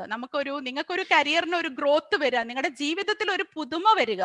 അതായത് നിങ്ങൾ ഇവിടുന്ന് പോയിട്ട് ഇതിലും വലിയൊരു ലെവലിലേക്ക്, ഒരു ഉയർന്ന ലെവലിലേക്ക് എത്തുക എന്നുള്ളതാണ് ഞങ്ങൾ ഉദ്ദേശിക്കുന്നത്. അപ്പൊ ഇതിനുള്ള ഒരു ഗൈഡൻസ് അല്ലെങ്കിൽ ഒരു സപ്പോർട്ട്, അതാണ് കാനപ്രൂവ് എപ്പോഴും ഉദ്ദേശിക്കുന്നത്. കാനപ്രൂവിൻ വഴി പോയിട്ടുള്ള എല്ലാ സ്റ്റുഡൻസും തന്നെ നല്ല രീതിയിലാണ് അവിടെ എത്തിയിരിക്കുന്നത്. അവരുടെ ഭാവി വളരെ വളരെ ഹൈ ലെവലിലേക്ക് എത്തുന്നുണ്ട്. കാരണം എല്ലാ കാര്യങ്ങളും കൃത്യമായിട്ട് പറഞ്ഞ് മനസ്സിലാക്കിയാണ് നമ്മൾ ഇവിടുന്ന് വിടുന്നത്. പിന്നെ ഏറ്റവും വലിയ പ്രത്യേകത എന്ന് പറയുന്നത്, ഒരു കോഴ്സും നിങ്ങളെ ആരും അടിച്ചേൽപ്പിച്ചെടുക്കില്ല. ഇന്ന കോഴ്സ് പഠിച്ചാലേ നിങ്ങൾ കാനഡയിൽ ചെന്നാൽ രക്ഷപ്പെടൂ എന്ന് കാനപ്രൂവ് പറയില്ല. കാനപ്രൂവിന്റെ പ്രത്യേകത അല്ലെങ്കിൽ മെത്തേഡ് എന്ന് പറയുന്നത്, നിങ്ങൾ ഞങ്ങളുടെ അടുത്ത് ഒരു ആപ്ലിക്കേഷൻ ഫില്ല് ചെയ്ത് ഞങ്ങളുടെ ക്ലയന്റ് ആയിട്ട് മാറിക്കഴിയുമ്പം ഞങ്ങൾ ഓപ്ഷൻസ് തരും. നിങ്ങളുടെ ഫയൽ സ്റ്റഡി ചെയ്തിട്ട്, അതായത് നിങ്ങൾ പഠിച്ചത് എന്താണ്, ഇനി നിങ്ങൾക്ക് എന്ത് പഠിക്കാൻ പറ്റും, അങ്ങനെയുള്ള ഒരു 3-4 ഓപ്ഷൻസ് എങ്കിലും ഞങ്ങൾ ആദ്യം തരും. ഇത് നിങ്ങളാണ് സ്റ്റഡി ചെയ്യേണ്ടത്. അതൊരു കൗൺസിലർ പറഞ്ഞത് കേട്ടിട്ടോ, ഞാൻ പറയുന്നത് കേട്ടിട്ടോ, ഒരു ഫ്രണ്ട് പറയുന്നത് കേട്ടിട്ടോ ഒരിക്കലും ഒരു കോഴ്സും തിരഞ്ഞെടുക്കരുത്. അതിന്റെ കാരണം എന്ന് പറയുന്നത്, നമ്മൾ അങ്ങനെ പഠിച്ച് അവിടെ ചെന്ന് എന്തെങ്കിലും രീതിയിൽ നമുക്ക് പാസ്സാവാൻ പറ്റിയില്ല, കോഴ്സ് ഫെയിൽ ആയാൽ ഈ മുടക്കുന്ന പൈസ എല്ലാം വെറുതെയാവും. കാരണം എന്താണെന്നറിയോ, നമ്മൾ തിരിച്ചു പോരേണ്ടി വരും. അപ്പൊ നമ്മൾ അവിടെ ചെന്നാൽ നമുക്ക് പഠിച്ച് പാസ്സാവാൻ പറ്റുന്ന, PR കിട്ടാൻ സാധ്യതയുള്ള ഒരു പ്രോഗ്രാം നല്ല പോലെ കെയർഫുൾ ആയിട്ട് ചൂസ് ചെയ്യണം. ആ ചോയ്സിലാണ് കാനപ്രൂവ് നിങ്ങളെ ഗൈഡ് ചെയ്യുകയും ഹെൽപ്പ് ചെയ്യുകയും ചെയ്യുന്നത്. അത് നിങ്ങൾക്ക് തീർച്ചയായിട്ടും ട്രസ്റ്റ് ചെയ്യാം. അപ്പൊ കാനഡയുടെ കാര്യങ്ങൾ അങ്ങനെയാണ് വരുന്നത്. ഇനി നമുക്ക് UK പറ്റി ഒന്ന് നോക്കാം. UK ഇപ്പോ സാർ പറഞ്ഞതുപോലെ ബ്രെക്സിറ്റ് ഒക്കെ വന്ന് കുറച്ചൊരു ബൂമിംഗ് ആയിട്ട് നിൽക്കുന്ന ഒരു സമയമാണ്. അപ്പൊ അത് എൻ്റെ ഒരു ആത്മാർത്ഥമായ ഒരു സജഷൻ എന്ന് പറയുന്നത്, നിങ്ങൾക്ക് IELTS കുറവ് കിട്ടാൻ സാധ്യത, അതായത് ഇപ്പം എല്ലാവരും IELTS എഴുതിയ 7 6.5 ഒന്നും കിട്ടില്ല. നമുക്ക് കിട്ടാൻ ഒരു കുറവ് സാധ്യതയാണ്. എനിക്ക് കാനഡയുടെ ലെവലിലേക്ക് ഇംഗ്ലീഷ് ഭാഷയിൽ എനിക്ക് കഴിവില്ല, പ്രാവീണ്യമില്ല എന്ന് തോന്നുകയോ, IELTS എഴുതി കഴിയുമ്പോൾ നമുക്ക് കാനഡയ്ക്ക് വേണ്ട ഒരു സ്കോർ കിട്ടാതിരിക്കുകയോ ഒക്കെ ചെയ്യുകയാണെങ്കിൽ UK നിങ്ങൾക്ക് ചൂസ് ചെയ്യാം. കാരണം കാനഡ കഴിഞ്ഞാൽ PR ഫ്രണ്ട്ലി ആയിട്ട് ഇപ്പോഴത്തെ ലെവലിലുള്ള ഒരു രാജ്യമാണ് UK. അപ്പൊ UKയിലും കാനഡയിലും പഠിക്കുന്ന ചെലവൊക്കെ തട്ടിച്ചു നോക്കുമ്പോൾ ഏകദേശം വലിയ വ്യത്യാസമില്ല. PR ഫ്രണ്ട്ലി കൂടുതൽ കാനഡയാണ്. കാരണം PR കിട്ടാൻ എളുപ്പം വലിയ രാജ്യമായത്. UK ചെറിയ രാജ്യമാണ്. കാരണം UKക്ക് ആകെ കേരളത്തിന്റെ അത്രേ വലിപ്പമുള്ളൂ. അപ്പൊ അവിടെ ചെല്ലുന്ന ആളുകളെ അക്കോമഡേറ്റ് ചെയ്യാനുള്ള എണ്ണം ഇത് വെച്ച് നോക്കുമ്പോൾ അത് കാനഡയിലാണ് ബെറ്റർ. ബട്ട് UKയിൽ options are really high now. ഇപ്പൊ നമുക്ക് അവര് നമ്മളെ ഒരുപാട് സപ്പോർട്ട് ചെയ്യുന്നുണ്ട്, സ്റ്റുഡൻസിനെ വെൽക്കം ചെയ്യുന്നുണ്ട്. പിന്നെ വേറൊരു പ്രധാന പ്രത്യേകത എന്ന് പറയുന്നത്, UKയിൽ മാസ്റ്റർ ഡിഗ്രി 1 വർഷം കൊണ്ട് ലഭിക്കും. വേണമെങ്കിൽ നമുക്ക് പെയ്ഡ് ഇന്റേൺഷിപ്പും കൂടെ 1 വർഷം എടുക്കാം. അപ്പൊ അത് എടുക്കുമ്പോൾ പ്രത്യേകത എന്ന് പറയുന്നത്, ഈ 1 വർഷത്തെ മാസ്റ്റർ ഡിഗ്രി ആണ് നമ്മൾ എടുക്കുന്നതെങ്കിൽ നമുക്ക് അപ്പൊ തന്നെ സർട്ടിഫിക്കറ്റ് 1 വർഷം കൊണ്ട് കിട്ടും. അതായത് within 1 year you become A master degree holder. അതേസമയം ഇന്റേൺഷിപ്പ് എടുക്കുന്നുണ്ടെങ്കിൽ 2 വർഷം കഴിഞ്ഞിട്ടാണ് നമുക്ക് സർട്ടിഫിക്കറ്റ്, ഈ മാസ്റ്റർ ഡിഗ്രിയുടെ സർട്ടിഫിക്കറ്റ് നമുക്ക് ലഭിക്കുന്നത്. ഇത് ഞാൻ എടുത്തു പറയാൻ കാരണം, നമ്മളിപ്പോ നാട്ടിൽ ഒരു ഡിഗ്രി ഉള്ള ഒരു വ്യക്തിയാണ്, നമുക്കൊരു 4-5 വർഷം എക്സ്പീരിയൻസ് ഉണ്ട്. അങ്ങനെ ഉണ്ടെങ്കിൽ UK പോയിട്ട് ഒരു മാസ്റ്റർ ഡിഗ്രി ചെയ്താൽ പല പ്രയോജനങ്ങളാണ്. നിങ്ങൾക്ക് 2 വഴി തുറന്നു കിട്ടും. അതെങ്ങനെയാണെന്ന് വെച്ചാൽ, ഇപ്പൊ ഈ മാസ്റ്റർ ഡിഗ്രി ഉള്ള ഒരു വ്യക്തി കാനഡ മൈഗ്രേഷന് അപ്ലൈ ചെയ്യുമ്പോൾ വളരെയധികം ഹൈ റാങ്ക് കിട്ടാൻ സാധ്യതയുള്ള ഒരു ഗ്രൂപ്പാണ് മാസ്റ്റർ ഡിഗ്രി ഉള്ള ആൾക്കാർ. അപ്പൊ നമ്മുടെ നാട്ടിൽ നമ്മൾ ഒരു MBA ഒക്കെ ചെയ്താൽ പ്രത്യേക ഒരു വെസ് എന്ന് പറയുന്ന ഒരു അതോറിറ്റിയിൽ നമ്മൾ കൊടുത്താൽ മിക്കവാറും അത് ഡബിൾ ഡിഗ്രി ആയിട്ടേ അവർ വാല്യൂ ചെയ്യുന്നുള്ളൂ കാനഡ. പിന്നെ അതോറിറ്റി ഒക്കെ മാറ്റി കൊടുത്ത് നമുക്ക് മാസ്റ്റർ ഡിഗ്രി കിട്ടാം. അതാണെങ്കിൽ നമ്മൾ 2 വർഷം MBA പഠിക്കണം. അതേസമയം UK-യിൽ പോയി നമ്മൾ 1 വർഷം പഠിച്ചാൽ നമുക്ക് മാസ്റ്റർ ഡിഗ്രി 1 വർഷം കൊണ്ട് ലഭിക്കും. അതിന്റെ കൂടെ നമ്മുടെ ഭാഷ നമ്മളൊന്ന് നന്നായിട്ട് ശ്രദ്ധിച്ച് UK-യിൽ നന്നായിട്ട് ശ്രദ്ധിച്ചാൽ തീർച്ചയായിട്ടും ഭാഷ ഇമ്പ്രൂവ് ചെയ്യാൻ പറ്റും. UK പോയിട്ട് ഇംഗ്ലീഷ് ഇമ്പ്രൂവ് ചെയ്തില്ലെങ്കിൽ പിന്നെ ഒരിക്കലും നമുക്ക് ഭാഷ ഇമ്പ്രൂവ് ചെയ്യാൻ പോകുന്നില്ല. അപ്പൊ അത്രയും നന്നായിട്ട് നമ്മളൊന്ന് ശ്രദ്ധിച്ചാൽ ഭാഷ നന്നായിട്ട് ഇമ്പ്രൂവ് ചെയ്യാൻ പറ്റും. ഈ ഭാഷ ഇമ്പ്രൂവ് ചെയ്ത് IELTS-ന്റെ ജനറൽ മൊഡ്യൂൾ ഉണ്ട്. IELTS-ന് 2 മൊഡ്യൂൾ ഉണ്ട്, അക്കാഡമിക്കും ഉണ്ട് ജനറലും ഉണ്ട്. സ്റ്റഡി പർപ്പസിനാണ് നമ്മൾ അക്കാഡമിക് എഴുതുന്നത്. മൈഗ്രേഷൻ പർപ്പസിന് നമ്മൾ ജനറൽ IELTS ആണ് എഴുതുന്നത്. അപ്പൊ ജനറൽ IELTS എഴുതി നമുക്ക് നല്ല ഒരു സ്കോറും ലഭിച്ചാൽ കാനഡയിൽ നമുക്ക് പെർമനന്റ് റെസിഡൻസിക്ക് അപേക്ഷ കൊടുക്കാം. കൂടാതെ UK-യിൽ തന്നെ നിൽക്കാം, UK-യിൽ ആ സ്റ്റേ ബാക്ക് നമുക്ക് ഉപയോഗിക്കാം, ജോലി ചെയ്യാം, പൈസ ഉണ്ടാക്കാം. ഒരു സൈഡില് കാനഡയുടെ PR വർക്ക് നമുക്ക് നടത്തുകയും ചെയ്യാം. അത്രയ്ക്കും നല്ലൊരു ഓപ്പർച്യൂണിറ്റിയാണ് UK-യുടെ മാസ്റ്റർ ഡിഗ്രി. അത്രയധികം വാല്യൂ ഉണ്ട്. UK-യിൽ 1 വർഷം പഠിച്ചാൽ ലോകത്തെ എല്ലായിടത്തും ആ മാസ്റ്റർ ഡിഗ്രി ആയിട്ട് തന്നെയാണ് അംഗീകരിക്കുന്നത്. ഇതിൽ ഗൾഫിലും ഒക്കെ ജോലി തിരക്കാനും ഒക്കെ നല്ല UK-യിൽ പഠിക്കുക എന്ന് പറഞ്ഞാൽ അതിന് ഒരു പ്രത്യേക വാല്യൂ ഉണ്ട്. കാരണം ലോകം മൊത്തം അംഗീകരിച്ചിട്ടുള്ള ഒരു വിദ്യാഭ്യാസ രീതിയാണ് UK-യുടേത്. അപ്പൊ UK-യിൽ നമുക്ക് അങ്ങനെ ഒരു ഓപ്ഷൻ ഉണ്ട്. അപ്പൊ 2 രീതിയിൽ മാസ്റ്റർ ഡിഗ്രി ചെയ്യാൻ പറ്റും. 1 വർഷം പഠിച്ചിട്ട് മാസ്റ്റർ ഡിഗ്രി കിട്ടുന്ന രീതിയിലും, അല്ലെങ്കിൽ പെയ്ഡ് ഇന്റേൺഷിപ്പ് ആണ്. നമുക്ക് ഇന്റേൺഷിപ്പ് വഴി പോവുകയാണെങ്കിൽ തീർച്ചയായിട്ടും അതിൽ തന്നെ നിന്ന് ആ എംപ്ലോയർ തന്നെ നമ്മളെ തിരഞ്ഞെടുക്കാനും സാധ്യത കൂടുതലാണ്. അങ്ങനെയുള്ള സാധ്യതകൾ UK-യിൽ ഉണ്ട്. ഇനി നിങ്ങൾക്ക് ഒത്തിരി ഇഷ്ടമുള്ള ഒരു ടോപ്പിക് ആയിരിക്കും സ്കോളർഷിപ്പിനെ പറ്റി അറിയുക എന്നുള്ളത്. സ്കോളർഷിപ്പ് കാനഡയുടെയും UK-യുടെയും 2 രീതിയിലാണ് അധിക പങ്കും സ്കോളർഷിപ്പ് തരുന്നത്. കാനഡയിൽ നമുക്ക് തുടക്കത്തിൽ തന്നെ സ്കോളർഷിപ്പ് കിട്ടുന്നത് വളരെ ചുരുങ്ങിയ സ്ഥലങ്ങളിൽ നമുക്ക് അങ്ങനെ ലഭിക്കുകയുള്ളൂ. അതിന്റെ കാരണം എന്ന് പറയുന്നത് മറ്റ് ലോകത്തിന്റെ വിദ്യാഭ്യാസ രീതികളുമായിട്ട് തട്ടിച്ചു നോക്കുമ്പോൾ ഫീസ് കാനഡയിൽ കുറവാണ്. ഇപ്പൊ അമേരിക്കയോ ഓസ്ട്രേലിയയോ ഒക്കെ ആയിട്ട് നമ്മളൊന്ന് താരതമ്യം ചെയ്യുമ്പോൾ കാനഡയുടെ ഫീസ് കുറവാണ്. അതുകൊണ്ട് തന്നെ അവര് തുടക്കത്തിൽ നിങ്ങൾക്ക് സ്കോളർഷിപ്പ് ഒന്നും തരാനുള്ള സാധ്യത കോളേജുകളിൽ ഇല്ല. അപ്പൊ ഈ കോളേജുകളിൽ സ്കോളർഷിപ്പ് ഇല്ലെന്ന് പറയാനും പറ്റില്ല. കാരണം നിങ്ങൾ അവിടെ ചെന്നിട്ട് നന്നായിട്ട് പെർഫോം ചെയ്തു ഫസ്റ്റ് ഇയർ, അപ്പൊ സെക്കൻഡ് ഇയർ സ്കോളർഷിപ്സിന്റെ ഓപ്ഷൻസ് അവർ നമുക്ക് തരും. നിങ്ങൾ എലിജിബിൾ ആണ്, നല്ല സ്കോർ ഉണ്ട്, നല്ല മാർക്കുണ്ട്, നല്ല ഔട്ട്സ്റ്റാൻഡിങ് സ്റ്റുഡന്റ് ആണ്. അങ്ങനെ കാനപ്രൂവിന്റെ ഒരുപാട് സ്റ്റുഡൻസിന് ആ സ്കോളർഷിപ്പ് ലഭിച്ചിട്ടുണ്ട് സെക്കൻഡ് ഇയറിൽ. അപ്പൊ അങ്ങനെയാണ് കാനഡയുടെ ഒരു സ്കോളർഷിപ്പ് മെത്തേഡ് വരിക. UK-യിൽ പക്ഷേ തുടക്കത്തിൽ തന്നെ നിങ്ങളുടെ മാർക്കും നിങ്ങളുടെ പ്രൊഫൈലും ഒക്കെ അസസ്മെന്റ് നടത്തിയിട്ട് സ്കോളർഷിപ്പിനുള്ള സാധ്യത ഉണ്ട്. അതുപോലെ തന്നെയാണ് IELTS-ന്റെ കാര്യത്തിൽ UK-ക്ക് ചില പ്രത്യേകതകളുണ്ട്. നമ്മളിപ്പോ ഇംഗ്ലീഷ് മീഡിയത്തിൽ പഠിച്ച ഒരു സ്റ്റുഡന്റ് ആണ്, നിങ്ങൾക്ക് +2-ന് ഇംഗ്ലീഷിന് ഒരു 65% മാർക്കിൽ കൂടുതലുണ്ട്. അങ്ങനെയൊക്കെ ഉണ്ടെങ്കിൽ IELTS-ന്റെ എക്സെംഷൻ UK തരുന്നുണ്ട്. പക്ഷെ മലയാളം മീഡിയത്തിലാണ് പഠിച്ചത് എങ്കിൽ ഇംഗ്ലീഷിന് മാർക്ക് ഉണ്ടെന്ന് പറഞ്ഞിട്ടും കാര്യമില്ല. നമ്മൾ മീഡിയം ഓഫ് ഇൻസ്ട്രക്ഷൻ മലയാളം ആയതുകൊണ്ട് IELTS തീർച്ചയായിട്ടും എഴുതണം. ഇനി UK എക്സെംഷൻ തന്നിട്ടുണ്ടെങ്കിലും നമുക്ക് വിസ ഇന്റർവ്യൂ ഉള്ള രാജ്യമാണ് UK, കാനഡ പോലല്ല. അപ്പൊ ഈ വിസ ഇന്റർവ്യൂ വരുന്നത് കൊണ്ട് നിങ്ങൾ IELTS പരീക്ഷ എഴുതിയില്ലെങ്കിലും അതിന്റെ ട്രെയിനിങ് എങ്കിലും ഒന്ന് എടുക്കുന്നത് വളരെ ഉചിതമായിരിക്കും. കാരണം ഇന്റർവ്യൂ പാസ്സാവാൻ വളരെ വളരെ എളുപ്പമാണ് IELTS-ന്റെ ട്രെയിനിങ് എടുത്തു കഴിഞ്ഞാൽ. അതുമല്ല IELTS എഴുതി സ്കോർ വെച്ചാൽ വളരെ നന്നായി. കാരണം വിസയ്ക്ക് അത് അവര് പറയുന്ന ഒരു കാര്യമാണ്, അവരങ്ങനെ പറഞ്ഞാൽ പോലും വിസയ്ക്ക് കൊടുക്കുമ്പോൾ IELTS ഉണ്ടെങ്കിൽ കുറച്ചുകൂടെ വിസയ്ക്കുള്ള സക്സസ് റേറ്റ് കൂടുതലാണ്.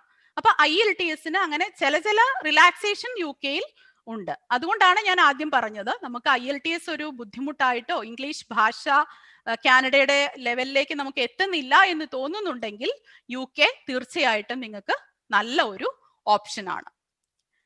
അപ്പോൾ നമ്മൾ പറഞ്ഞ സമയം തീർന്നു വരുന്നു. ഇനി നമുക്ക് ക്വസ്റ്റ്യൻ ആൻസേഴ്സിലേക്ക് കടക്കാൻ തോന്നുന്നു. നിങ്ങൾക്ക് ഏകദേശം ഒരു ഐഡിയ കിട്ടിയെങ്കിൽ ഒരു yes ഇടുക. സംശയങ്ങൾ നിങ്ങളെ ക്വസ്റ്റ്യൻ ആൻസർ സെഷനിൽ ടൈപ്പ് ചെയ്ത് ഇടുക. നമുക്ക് കഴിയുന്നത്ര ക്വസ്റ്റ്യൻസ് ഇന്ന് തന്നെ ആൻസർ ചെയ്യാം. ജുവൽ ജുവൽ ജിജോ ചോദിച്ചിരിക്കുന്നത്, is there any PNP program you do currently? Jewel, I think this is a question related to PR അല്ലെ? പെർമനന്റ് റെസിഡൻസി ആയിട്ട് ബന്ധപ്പെട്ട പ്രൊവിൻഷ്യൽ നോമിനി പ്രോഗ്രാം ചെയ്യുന്നുണ്ടോ എന്നാണ് ജുവൽ ചോദിച്ചിരിക്കുന്നത്. തീർച്ചയായിട്ടും നമ്മൾ നമ്മുടെ അടുത്ത് രജിസ്റ്റർ ചെയ്യുന്ന മൈഗ്രേഷൻ ക്ലയൻസിന് തീർച്ചയായിട്ടും നമ്മൾ പ്രൊവിൻഷ്യൽ നോമിനി പ്രോഗ്രാം ചെയ്യുന്നുണ്ട്. കാനഡ മൈഗ്രേഷൻ വളരെ വളരെ സക്സസ്ഫുൾ ആയ രീതിയിൽ ഓസ്ട്രേലിയയും നമ്മൾ ചെയ്യുന്നുണ്ട് മൈഗ്രേഷൻ.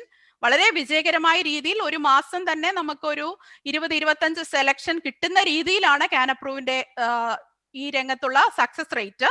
PNP വഴിയും ഡയറക്റ്റ് ഉള്ള സെലക്ഷൻ വഴിയും നമുക്ക് ഒരു 20-25 സെലക്ഷൻ ഒരു മാസം ലഭിക്കുന്നുണ്ട്. അത്ര നല്ല രീതിയിലാണ് നമ്മൾ പോകുന്നത്. പക്ഷെ IELTS വളരെ ഇമ്പോർട്ടന്റ് ആണ്.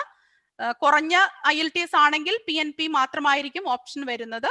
അത്യാവശ്യം നല്ല രീതിയിൽ IELTS ഉണ്ടെങ്കിൽ നിങ്ങൾക്ക് തീർച്ചയായിട്ടും PNP പ്രോഗ്രാമിന് ചെയ്യാനായിട്ട് പറ്റും. പിന്നെ IELTSന്റെ സപ്പോർട്ട് നമ്മൾ കൊടുക്കുന്നുണ്ട്.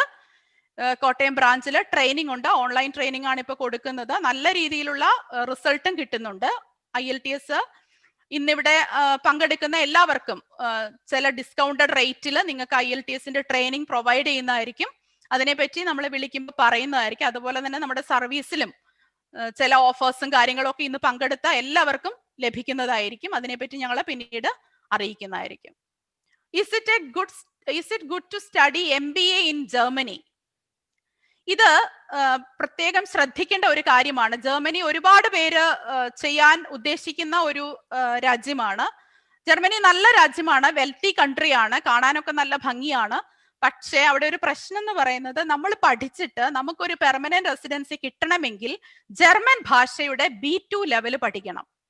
ജർമ്മൻ ഭാഷയുടെ B2 ലെവൽ എന്ന് പറയുമ്പം വളരെ ഒരു ഹൈ ലെവൽ ഓഫ് ലാംഗ്വേജ് ആണ്. അത് എത്തുക എന്ന് പറയുന്നത് അത്ര ഈസി അല്ല. A1 A2 B1 വരെ നമ്മൾ ഒരു വിധത്തിലൊക്കെ പഠിച്ചെത്തും. പക്ഷെ B2 ആവുമ്പോഴത്തേക്കിനും അത് ഭയങ്കര ടഫ് ലെവലിലേക്ക് വരും. അതുകൊണ്ട് ഭാഷ പഠിക്കാൻ ആപ്റ്റിറ്റ്യൂഡും ഒരു ആഗ്രഹവും ഉള്ള ഒരു നാച്ചുറലി ഒരു ഇൻക്ലിനേഷൻ ടു ലാംഗ്വേജ് അങ്ങനെ ഉള്ളവർ മാത്രം ജർമ്മനിയൊക്കെ തിരഞ്ഞെടുക്കുക. അതർവൈസ് നമ്മൾ പഠിച്ച് ശീലിച്ച ഭാഷ അല്ലെങ്കിൽ നമുക്കറിയാം, നമ്മൾ ചെറുപ്പം മുതൽ പഠിക്കുന്നതാണ്. 8-10 വർഷം സ്കൂളിലും അത് കഴിഞ്ഞ് +2 അത് കഴിഞ്ഞ് കോളേജ് എവിടെയാണേലും നമ്മൾ ഒരുപാട് പഠിച്ച് നമുക്ക് അത്യാവശ്യം ആത്മവിശ്വാസമുള്ള ഭാഷയാണ് ഇംഗ്ലീഷ്. അതുകൊണ്ട് തീർച്ചയായിട്ടും ഇംഗ്ലീഷ് സ്പീക്കിംഗ് കൺട്രീസ് ആയിരിക്കും ഒരു ഓവർസീസ് എഡ്യൂക്കേഷൻ തിരഞ്ഞെടുക്കുമ്പോൾ നിങ്ങൾക്ക് നല്ലത്. കാരണം നമ്മുടെ സെക്കൻഡ് ലാംഗ്വേജ് ആണ് ഇംഗ്ലീഷ്, നമ്മുടെ ഫസ്റ്റ് ലാംഗ്വേജ് ഇസ് മലയാളം. അതുകൊണ്ട് നമ്മൾ വീണ്ടും ഒരു ഭാഷ പഠിച്ച് അതിൽ പെർഫോം ചെയ്ത് ഒരു പെർമനന്റ് റെസിഡൻസി നേടിയെടുക്കുക എന്ന് പറയുന്നത് തീർച്ചയായിട്ടും അല്പം ബുദ്ധിമുട്ടുള്ള കാര്യമാണ്. Can you say some opportunities after MCOM?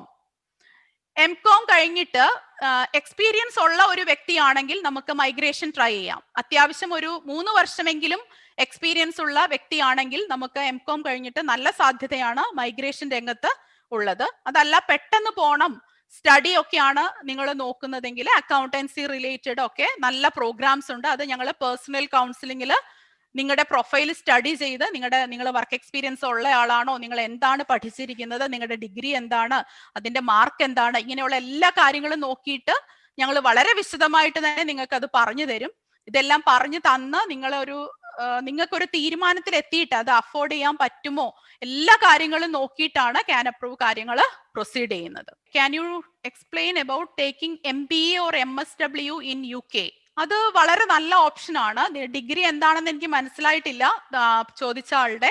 ഡിഗ്രിയെ base ചെയ്ത് ഇപ്പൊ BCom ഒക്കെ കഴിഞ്ഞിട്ടുള്ള ഒരാളാണെങ്കിൽ MBA ആണ് നല്ല ഓപ്ഷൻ. അതല്ല BSW അതുപോലുള്ള പ്രോഗ്രാം കഴിഞ്ഞിട്ടാണെങ്കിൽ MSW എടുക്കാം. അപ്പൊ ഒരു ബന്ധമില്ലാത്ത കോഴ്സിന് ഒരിടത്തും അപേക്ഷ കൊടുത്താൽ വിസ കിട്ടില്ല.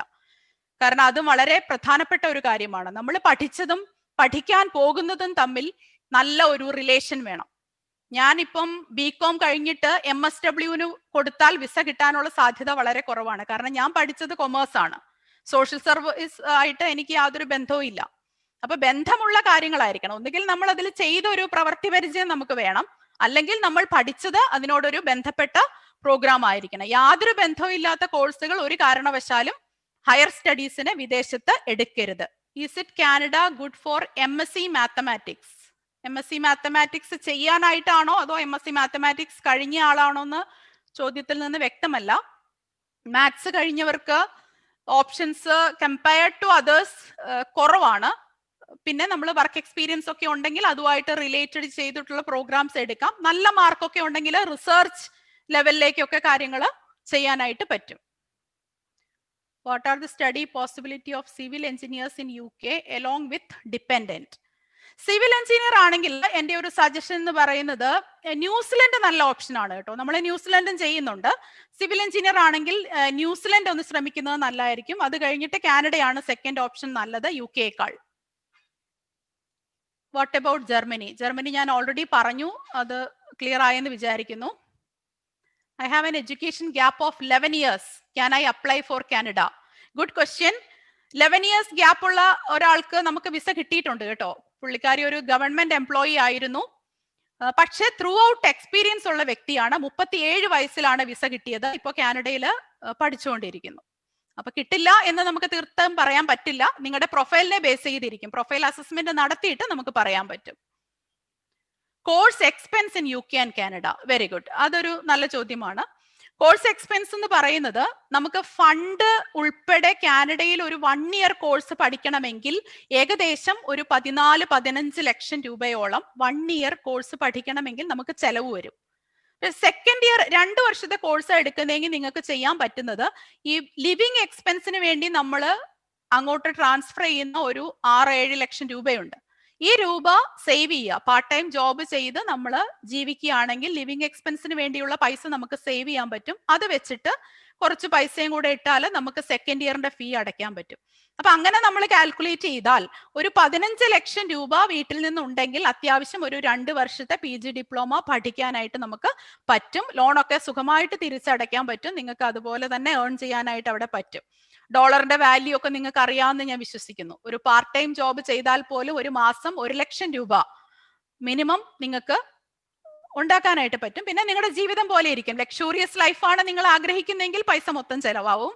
അല്പം പിടിച്ചൊക്കെ തുടക്കത്തിൽ ജീവിച്ച് പിന്നെ ഒരു PR ഒക്കെ കിട്ടിയിട്ട് കുറച്ചും കൂടെ ലാവിഷാവാം എന്ന് വിചാരിക്കുന്നവർക്ക് പൈസ ഇഷ്ടം പോലെ സേവ് ചെയ്യാനായിട്ട് പറ്റും. Is there a chance for degree in mathematics to do master degree? Yes, master degree ചെയ്യാനായിട്ടുള്ള ഓപ്ഷൻസ് ഉണ്ട്.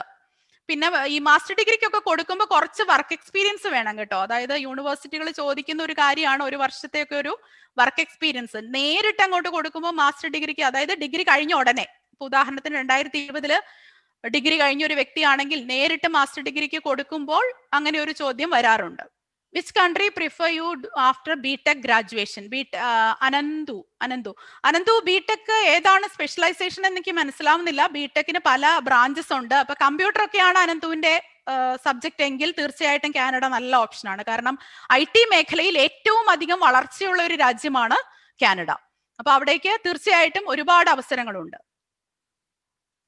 Difference between colleges and universities in Canada for PG diploma after engineering. അത് ചോദിച്ചാരാന്ന് വ്യക്തമല്ല. അതായത് ഡിഫറൻസ് എന്ന് പറഞ്ഞാൽ നമ്മൾ PG ഡിപ്ലോമ എന്ന് പറയുന്നത് യൂണിവേഴ്സിറ്റീസിലാകുമ്പോൾ യൂണിവേഴ്സിറ്റിയുടെ PG ഡിപ്ലോമ നമ്മൾ ആ പഠിക്കുന്ന ആംബിയൻസിലും അതായത് ലെവൽ ഓഫ് ഇൻസ്റ്റിറ്റ്യൂട്ട് ഇത്തിരി വ്യത്യാസമൊക്കെ ഉണ്ട്. അതായത് ഇപ്പൊ കോളേജുകൾ എന്നൊക്കെ പറയുമ്പോൾ ചെറിയൊരു സെറ്റപ്പ് ആയിരിക്കാം. യൂണിവേഴ്സിറ്റി എന്ന് പറയുമ്പോൾ കുറച്ചുകൂടെ വലിയ ക്യാമ്പസും കുറച്ചും കൂടെ നമുക്ക് പഠിക്കാനുള്ള ഒരു എന്താ പറയുന്ന ആ ഒരു രീതിയൊക്കെ കുറച്ചും കൂടെ വ്യത്യാസമുണ്ട്. അതിന്റെ ക്ലാസ് അറേഞ്ച്മെന്റും അതിന്റെ കാര്യങ്ങളിലെല്ലാം കുറച്ചും കൂടെ വ്യത്യാസമുണ്ട്. യൂണിവേഴ്സിറ്റിയിലും കോളേജിലും തമ്മിലുള്ള ഡിഫറൻസ് അത്രയാണ് മേജറായിട്ട് വരുന്നത്. Do you have bank loan assistance? Bank loan assistance എന്ന് പറഞ്ഞാൽ നമുക്കത് ബാങ്കിന് വേണ്ട ഡോക്യുമെന്റ്സ് അങ്ങനെയുള്ള കാര്യങ്ങളെല്ലാം തന്ന് കാനപ്രൂവ് സപ്പോർട്ട് ചെയ്യുന്നുണ്ട്. ബാങ്കുമായിട്ട് സംസാരിക്കേണ്ട സാഹചര്യങ്ങൾ ഇപ്പൊ ചില കേസിൽ ഞാൻ ശ്രദ്ധിച്ചിട്ടുണ്ട്. ഈ കാനഡയിൽ പല പ്രോവിൻസിൽ പല രീതിയിലാണ് PG ഡിപ്ലോമയെ പറയുന്നത്. ഉദാഹരണത്തിന് പോസ്റ്റ് ഡിഗ്രി ഡിപ്ലോമ എന്ന് പറയുന്ന സ്ഥലങ്ങളുണ്ട്. പോസ്റ്റ് ഗ്രാജുവേറ്റ് ഡിപ്ലോമ എന്ന് പറയുന്ന പ്രോവിൻസുകളുണ്ട്. അപ്പൊ ചില ബാങ്കിൽ ഇവിടെ കൊണ്ടു കൊടുക്കുമ്പോൾ അവർക്ക് അതിന്റെ ഡിഫറൻസ് അറിഞ്ഞുകൂടാ. അപ്പൊ അതിന്റെ പേരിലൊക്കെ ലോൺ നിരസിക്കാറുണ്ട്. അങ്ങനെയൊക്കെയുള്ള അവസരങ്ങൾ വരുമ്പോൾ ഈ ബാങ്ക് മാനേജേഴ്സുമായിട്ട് നമ്മൾ നേരിട്ട് സംസാരിക്കുക, അതിന് വേണ്ടിയ ഡോക്യുമെന്റ്സ് കൊടുക്കുക, അങ്ങനെയുള്ള അസിസ്റ്റൻസ് ഒക്കെ പല രീതിയിലും നമ്മൾ ചെയ്യാറുണ്ട്. പിന്നെ ബാങ്ക് ലോൺ കിട്ടണമെങ്കിൽ എങ്ങനെ നിങ്ങൾ ശ്രമിച്ചാലും കൊളാട്രൽ സെക്യൂരിറ്റി കൊടുക്കാതെ ഒരു ബാങ്കും ലോൺ തരില്ല. അപ്പൊ അത് വഴിയുള്ള സ്ഥലമായിരിക്കണം. അങ്ങനെയൊക്കെ ചില പ്രത്യേകതകളുണ്ട്. വഴിയില്ലാത്ത സ്ഥലത്തിന് ലോൺ കിട്ടില്ല. അങ്ങനെ ചില കണ്ടീഷൻസ് ബാങ്കിനുണ്ട്. അപ്പൊ ആ കണ്ടീഷൻസ് നിങ്ങൾ മീറ്റ് ചെയ്യുന്നുണ്ടെങ്കിൽ തീർച്ചയായിട്ടും ബാങ്കിന് വേണ്ട ഡോക്യുമെന്റ്സ് തന്നും അവരുമായിട്ട് സംസാരിക്കണമെങ്കിൽ സംസാരിച്ചും ഒക്കെ തന്നെ നമ്മൾ തീർച്ചയായിട്ടും അതിൽ എല്ലാവിധ സപ്പോർട്ടും തരുന്നുണ്ട്. മാം IELTS ട്രെയിനിങ് പ്രൊവൈഡ് ചെയ്യുന്നുണ്ടോ? തീർച്ചയായിട്ടും IELTS ട്രെയിനിങ് ഓൺലൈനിലാണ് ഇപ്പോൾ പ്രൊവൈഡ് ചെയ്യുന്നത്. നമുക്ക് സ്വന്തമായിട്ട് കോട്ടയത്ത് ഒരു അക്കാഡമി ഉണ്ട്. പക്ഷെ അക്കാഡമി ഇപ്പോൾ പ്രവർത്തിക്കാൻ ഇല്ലാത്തത് കൊണ്ട് നമ്മൾ ഓൺലൈൻ സപ്പോർട്ടാണ് ഇപ്പോൾ തന്നുകൊണ്ടിരിക്കുന്നത്. നല്ല റിസൾട്ട് ഉണ്ട്. IELTSന് നല്ല രീതിയിൽ തന്നെ അത് ചെയ്യുന്നുണ്ട്. വളരെ നല്ല റിസൾട്ട് ഉണ്ട്. How much money is needed for a master degree in mathematics in Canada? Master degree ഏത് ചെയ്താലും നമുക്ക് മിനിമം ഒരു 20-25 ലക്ഷം രൂപയോളം നമുക്കത് പഠിച്ചിറങ്ങാൻ ഫീസ് മാത്രം ഏകദേശം നമുക്ക് ചെലവ് വരുന്നുണ്ട്. പിന്നെ തീരെ കുറഞ്ഞ ചെലവുള്ള യൂണിവേഴ്സിറ്റി ആണെങ്കിൽ അത് കുറച്ച് ഇന്റീരിയർ ആയിരിക്കാം, കുറച്ച് നേരെ ടൗണിലായിരിക്കണം എന്നില്ല. അപ്പൊ പാർട്ട് ടൈം ജോബ് കിട്ടാനായിട്ട് പ്രയാസം വരും. എല്ലാ കാര്യങ്ങളും നോക്കിയിട്ട് വേണം നമ്മളൊരു ഇൻസ്റ്റിറ്റ്യൂഷൻ തെരഞ്ഞെടുക്കുന്നത്. Stay back in UK for masters. Stay back 2 വർഷമാണ് വരുന്നത്. അത് 1 ഇയർ പഠിച്ചിട്ട് 1 ഇയർ ഇന്റേൺഷിപ്പ് ഉണ്ടെങ്കിൽ മൊത്തം 4 വർഷം കിട്ടും. Hello ma'am, my +2 was in 2008. After that I have done 2 diplomas and I was started to work from 2011 August onwards till now. Presently I am doing BSc in interior design 2nd year. So can I go to Canada and UK for work or studies? Which country will it be suited for me? Can you suggest? ഇതെന്തായാലും 2nd year BSc interior design പഠിക്കുന്നത് വളരെ നല്ലതാണ്. കാരണം academic gap കുറയുകയാണ് അവിടെ. അപ്പൊ അതൊരു നല്ല പ്രൊഫൈലായിട്ട് മാറുകയാണ്. ഈ ഇന്റീരിയർ ഡിസൈനിങ്ങിന്റെ കോഴ്സ് കഴിഞ്ഞ ഉടനെ നമ്മളുമായിട്ടൊന്ന് ബന്ധപ്പെടുക. അതിന്റെ ഒരു ഫൈനൽ ഇയറിലേക്ക് കടക്കുമ്പോൾ തന്നെ ബന്ധപ്പെടുക. IELTS ഒക്കെ പഠിച്ചു തുടങ്ങുക. അപ്പോൾ അപ്പോഴത്തെ കോഴ്സ് ഓപ്ഷൻസ് നോക്കിയിട്ട് അപ്പോഴത്തെ രാജ്യങ്ങളുടെ ഒരു സ്ഥിതി നോക്കിയിട്ട് ഞങ്ങൾ കൃത്യമായിട്ട് അഡ്വൈസ് ചെയ്യാം. തീർച്ചയായിട്ടും കോഴ്സ് കഴിയുമ്പോൾ കാനപ്രൂവുമായിട്ട് ബന്ധപ്പെടുക. Is Russia good for electronics engineers? Russia നമ്മൾ ഡീൽ ചെയ്യുന്ന ഒരു ടോപ്പിക് അല്ല. What are the courses offered in UK after MSW and how is the scope of social workers in UK? UK social വർക്കേഴ്സിന് നല്ല scope ഉള്ള ഒരു രാജ്യമാണ്. കാരണം ഈ ഓൾഡ് ഏജ് ഹോംസും ഒക്കെ ഒരുപാടുള്ള ഒരു രാജ്യമാണ് UK. അവിടെ സോഷ്യൽ വർക്കേഴ്സിന് നല്ല ചാൻസ് ഉണ്ട്. പക്ഷേ ഒരു രജിസ്റ്റേർഡ് സോഷ്യൽ വർക്കർ ഒക്കെ ആകണമെങ്കിൽ നല്ല ഭാഷയും IELTSന് നല്ല സ്കോറും ഒക്കെ വേണം. അത്ര എളുപ്പത്തിൽ നമുക്കൊരു രജിസ്റ്റേർഡ് സോഷ്യൽ വർക്കർ ആവാനായിട്ട് പറ്റില്ല. നാട്ടിലെ പോലെ ഒരു ഡിഗ്രി ഉണ്ടെങ്കിൽ മാത്രം ആരും സോഷ്യൽ വർക്കർ ആവില്ല. നമുക്ക് അതിൻ്റെതായ പരീക്ഷകളും കാര്യങ്ങളും ഒക്കെ എഴുതി ഒരു റെഗുലേറ്ററി അതോറിറ്റി ഉണ്ടാകും. അങ്ങനെയാണ് നമ്മൾ മറ്റ് രാജ്യങ്ങളിൽ ഇപ്പൊ ഹെൽത്ത് കെയർ ഫീൽഡിലൊക്കെ ഉള്ളവർ അങ്ങനെയാണ് മറ്റ് രാജ്യങ്ങളിൽ ആ ഫീൽഡിലേക്ക് വരുന്നത്. Can you tell about digital marketing in UK? Digital marketing is best in Canada. Digital marketing ആണ് കോഴ്സസ് നിങ്ങൾ നോക്കുന്നതെങ്കിൽ അതിന് ജോലി കിട്ടാനും കൂടുതലും പഠിക്കാനും ഒക്കെ നല്ലത് കാനഡയാണ്. ഒരുപാട് ഓപ്ഷൻസ് ഉണ്ട് കാനഡയിൽ. സ്റ്റേ ബാക്കും ഒക്കെ ബെറ്റർ ആണ്. അപ്പൊ ലാംഗ്വേജ് കോൺഫിഡൻസ് ഉണ്ടെങ്കിൽ തീർച്ചയായിട്ടും കാനഡ ആദ്യം ട്രൈ ചെയ്യുക. പറ്റുന്നില്ലെങ്കിൽ മാത്രം UK നോക്കുക. How is Ireland to do masters in commerce and about stay back and PR? Ireland കുഴപ്പമില്ല. ഈ പറഞ്ഞ പോലെ ചെറിയ രാജ്യമാണ്. അവിടെയും കോഴ്സ് ഓപ്ഷൻസ് ഉണ്ട്. നമ്മൾ ചെയ്യുന്ന രാജ്യം തന്നെയാണ് അയർലൻഡ്. അയർലൻഡ്, ഓസ്ട്രേലിയ, കാനഡ, എല്ലാ രാജ്യങ്ങളും തന്നെ, ന്യൂസിലാൻഡ് എല്ലാം നമ്മൾ ചെയ്യുന്നുണ്ട്. പക്ഷേ നമ്മൾ നോക്കുന്ന ഒരു കാര്യം എന്ന് പറയുന്നത് നിങ്ങൾക്ക് ഏറ്റവും പ്രയോജനം കിട്ടുന്ന, അതായത് ഇപ്പൊ ഏത് രാജ്യത്തേക്ക് വേണമെങ്കിലും കാനപ്രൂവിന് നിങ്ങളെ വിടാൻ പറ്റും. കാനപ്രൂവ് ചെയ്യാത്ത രാജ്യങ്ങളില്ല, ചെയ്യാത്ത വിസ പ്രൊസീജിയേഴ്സ് ഇല്ല. എല്ലാവരും അഡ്വക്കേറ്റ്സ് ലീഡ് ചെയ്യുന്ന ഒരു വലിയ ഫേമാണ്.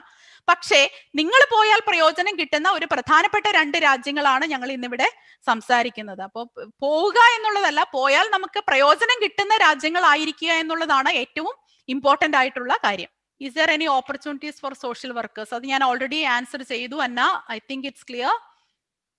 Can you say some opportunities after MCOM? MCOM നമ്മൾ പറഞ്ഞു. What about the study in Norway? Norway ഒക്കെ ഇതാണ്. നോർവേ, സ്വീഡൻ, പോളണ്ട് ഇങ്ങനെയുള്ള കൊച്ചു കൊച്ചു രാജ്യങ്ങളാണ്. അവിടെ പോകാം, പഠിക്കാം. പക്ഷേ PR ഒക്കെ കിട്ടാൻ വളരെ ബുദ്ധിമുട്ടാണ്. നമുക്കൊരു ഫോറിൻ പഠനം മാത്രമാണ് നമ്മുടെ ഉദ്ദേശം. പഠിച്ചിട്ട് തിരിച്ചു വരാനാണെങ്കിൽ ഇങ്ങനെയൊക്കെയുള്ള രാജ്യങ്ങളിൽ പോകുന്നത് കൊണ്ട് കുഴപ്പമില്ല. Which all provinces, union territories provide faster PR in Canada? അത് ഞാൻ പറഞ്ഞു. Saskatchewan, Nova Scotia, Prince Edward Island, Manitoba, Quebec ഇതൊക്കെ PR കിട്ടാൻ എളുപ്പമുള്ള പ്രോവിൻസുകളാണ്. ക്യൂബക്കിലൊക്കെ പോയി പഠിച്ചാൽ പ്രത്യേക രീതിയിൽ PR കിട്ടും. Ma'am, can you explain the migration process to Europe in the next webinar, especially about Germany. ഞങ്ങൾ അത് ട്രൈ ചെയ്യാം തീർച്ചയായിട്ടും. Is it possible to work on Schengen country after 1 year PG study from UK? അത് possible ആണ്. Will we get PR easily in UK? No, PR is not that easy in UK. You have to wait for quite some time to get a PR in UK. നല്ല patients വേണം UK-യിൽ PR കിട്ടാനായിട്ട്. Which is the best option for PG in Canada? I have a degree in mathematics, which is the best option in Canada. അത് Donna ഒരു fresh student ആണോ, പഠിച്ചിട്ട് കുറച്ച് experience ഉള്ള ആളാണോ, അങ്ങനെയുള്ള കാര്യങ്ങൾ നോക്കിയിട്ട് തീർച്ചയായിട്ടും ഞങ്ങൾ അഡ്വൈസ് ചെയ്യാം. ഞാൻ BSc സുവോളജി ആണ്, ബട്ട് ഫീൽഡിൽ തുടരാൻ ആഗ്രഹമില്ല. ഹോസ്പിറ്റാലിറ്റി പോലെ എന്തെങ്കിലും കോഴ്സ് ആണ് വിചാരിക്കുന്നത്. അത് എടുക്കാൻ പറ്റുമോ? ജോബ് കിട്ടുമോ? BSc സുവോളജി കഴിഞ്ഞിട്ട് ഹോട്ടൽ ഫീൽഡിൽ ഒരു കോഴ്സ് എടുക്കണമെങ്കിൽ അറ്റ്ലീസ്റ്റ് ഒരു 1-2 വർഷം ആ ഫീൽഡിൽ ഒരു എക്സ്പീരിയൻസ് എങ്കിലും നമുക്ക് വേണം. അതായത് സുവോളജിയും ഹോട്ടൽ മാനേജ്മെന്റും തമ്മിൽ യാതൊരു ബന്ധവും ഇല്ല. അപ്പൊ എന്തെങ്കിലും ഒരു റിലേഷൻ വരണമെങ്കിൽ നമ്മൾ അറ്റ്ലീസ്റ്റ് ആ മേഖലയിൽ നമുക്ക് കുറച്ച് ജോലി പരിചയമെങ്കിലും ഉണ്ടാവണം. എങ്കിൽ മാത്രമേ ആ രീതിയിൽ കോഴ്സ് എടുത്തിട്ട് പ്രയോജനം ഉണ്ടാവുകയുള്ളൂ. Okay, Sophia, please tell better MSc courses after BSc chemistry. BSc chemistry കഴിഞ്ഞിട്ട് MSc കെമിസ്ട്രിക്ക് തന്നെ ചെയ്യാൻ പറ്റും. പിന്നെ എന്തെങ്കിലും സ്പെഷ്യലൈസ്ഡ് പ്രോഗ്രാം ചെയ്യാൻ പറ്റുമോ എന്നുള്ളത് നമ്മൾ പ്രൊഫൈൽ നോക്കണം, മാർക്ക് നോക്കണം. BSc കെമിസ്ട്രിക്ക് എത്ര പെർസെന്റേജ് മാർക്ക് ഉണ്ട്, ഏത് വർഷമാണ് പാസ് ഔട്ട് ആയത്, എത്ര ബാക്ക് പേപ്പർ ഉണ്ട്, അങ്ങനെയുള്ള എല്ലാ കാര്യങ്ങളും നോക്കിയിട്ട് അത് കൃത്യമായിട്ട് പറഞ്ഞു തരാം. ഡിഗ്രി കഴിഞ്ഞ ആൾക്ക് IELTS ജനറൽ എഴുതി ഒരു 6.5 കിട്ടിയാൽ പഠിക്കാനുള്ള ജോബിന് ചാൻസ് ഉണ്ടോ വിത്ത് PR? പഠിക്കാതെ ജോബിനുള്ള ചാൻസ് ഉണ്ടോ വിത്ത് PR എന്നോ? ഓക്കെ, ഡിഗ്രി കഴിഞ്ഞിട്ട് നമ്മൾ PR-നുള്ള ചാൻസസ് പ്രൊവിൻഷ്യൽ നോമിനേഷൻസ് വഴിയാണ് കൂടുതലും കിട്ടുക. അതിന് പറ്റിയ ഒരു NOC എന്ന് പറഞ്ഞാൽ നാഷണൽ ഒക്യുപ്പേഷൻ ക്ലാസിഫിക്കേഷൻ, കാനഡയുടെ അതിൽ വരുന്ന ഒരു ജോബിലാണ് നമുക്ക് എക്സ്പീരിയൻസ് ഉള്ളതെങ്കിൽ സാധ്യതയുണ്ട്. അല്ലെങ്കിൽ നമ്മൾ പഠിക്കാൻ പോയിട്ട് ഒരു മാസ്റ്റർ ഡിഗ്രിയോ PG ഡിപ്ലോമയോ ഒക്കെ ചെയ്തിട്ട് ചെയ്യുന്നതായിരിക്കും എപ്പോഴും നല്ലത്. Supply chain management or international business, which is most suitable for getting A job? അത് ഡിപ്പെൻസ്. നമ്മുടെ ഒരു ജോബ് എന്നുള്ളതിനേക്കാൾ കൂടുതൽ നമ്മുടെ പാഷൻ എന്താണെന്ന് നമ്മൾ തിരിച്ചറിയണം. ഇപ്പൊ എനിക്ക് ചെയ്യാൻ ഇഷ്ടമുള്ള ഒരു കാര്യം, അതായത് ഇപ്പൊ തീരെ കുറച്ച് വർത്താനം പറയുന്ന ഒരാളാണ്, അതായത് സംസാരിക്കാൻ ആൾക്ക് തീരെ താല്പര്യമില്ല. അങ്ങനെയുള്ള ഒരാള് ഒരു ഡിഗ്രി കഴിഞ്ഞിട്ട് മാർക്കറ്റിങ്ങിന്റെ വലിയൊരു MBA എടുത്തു.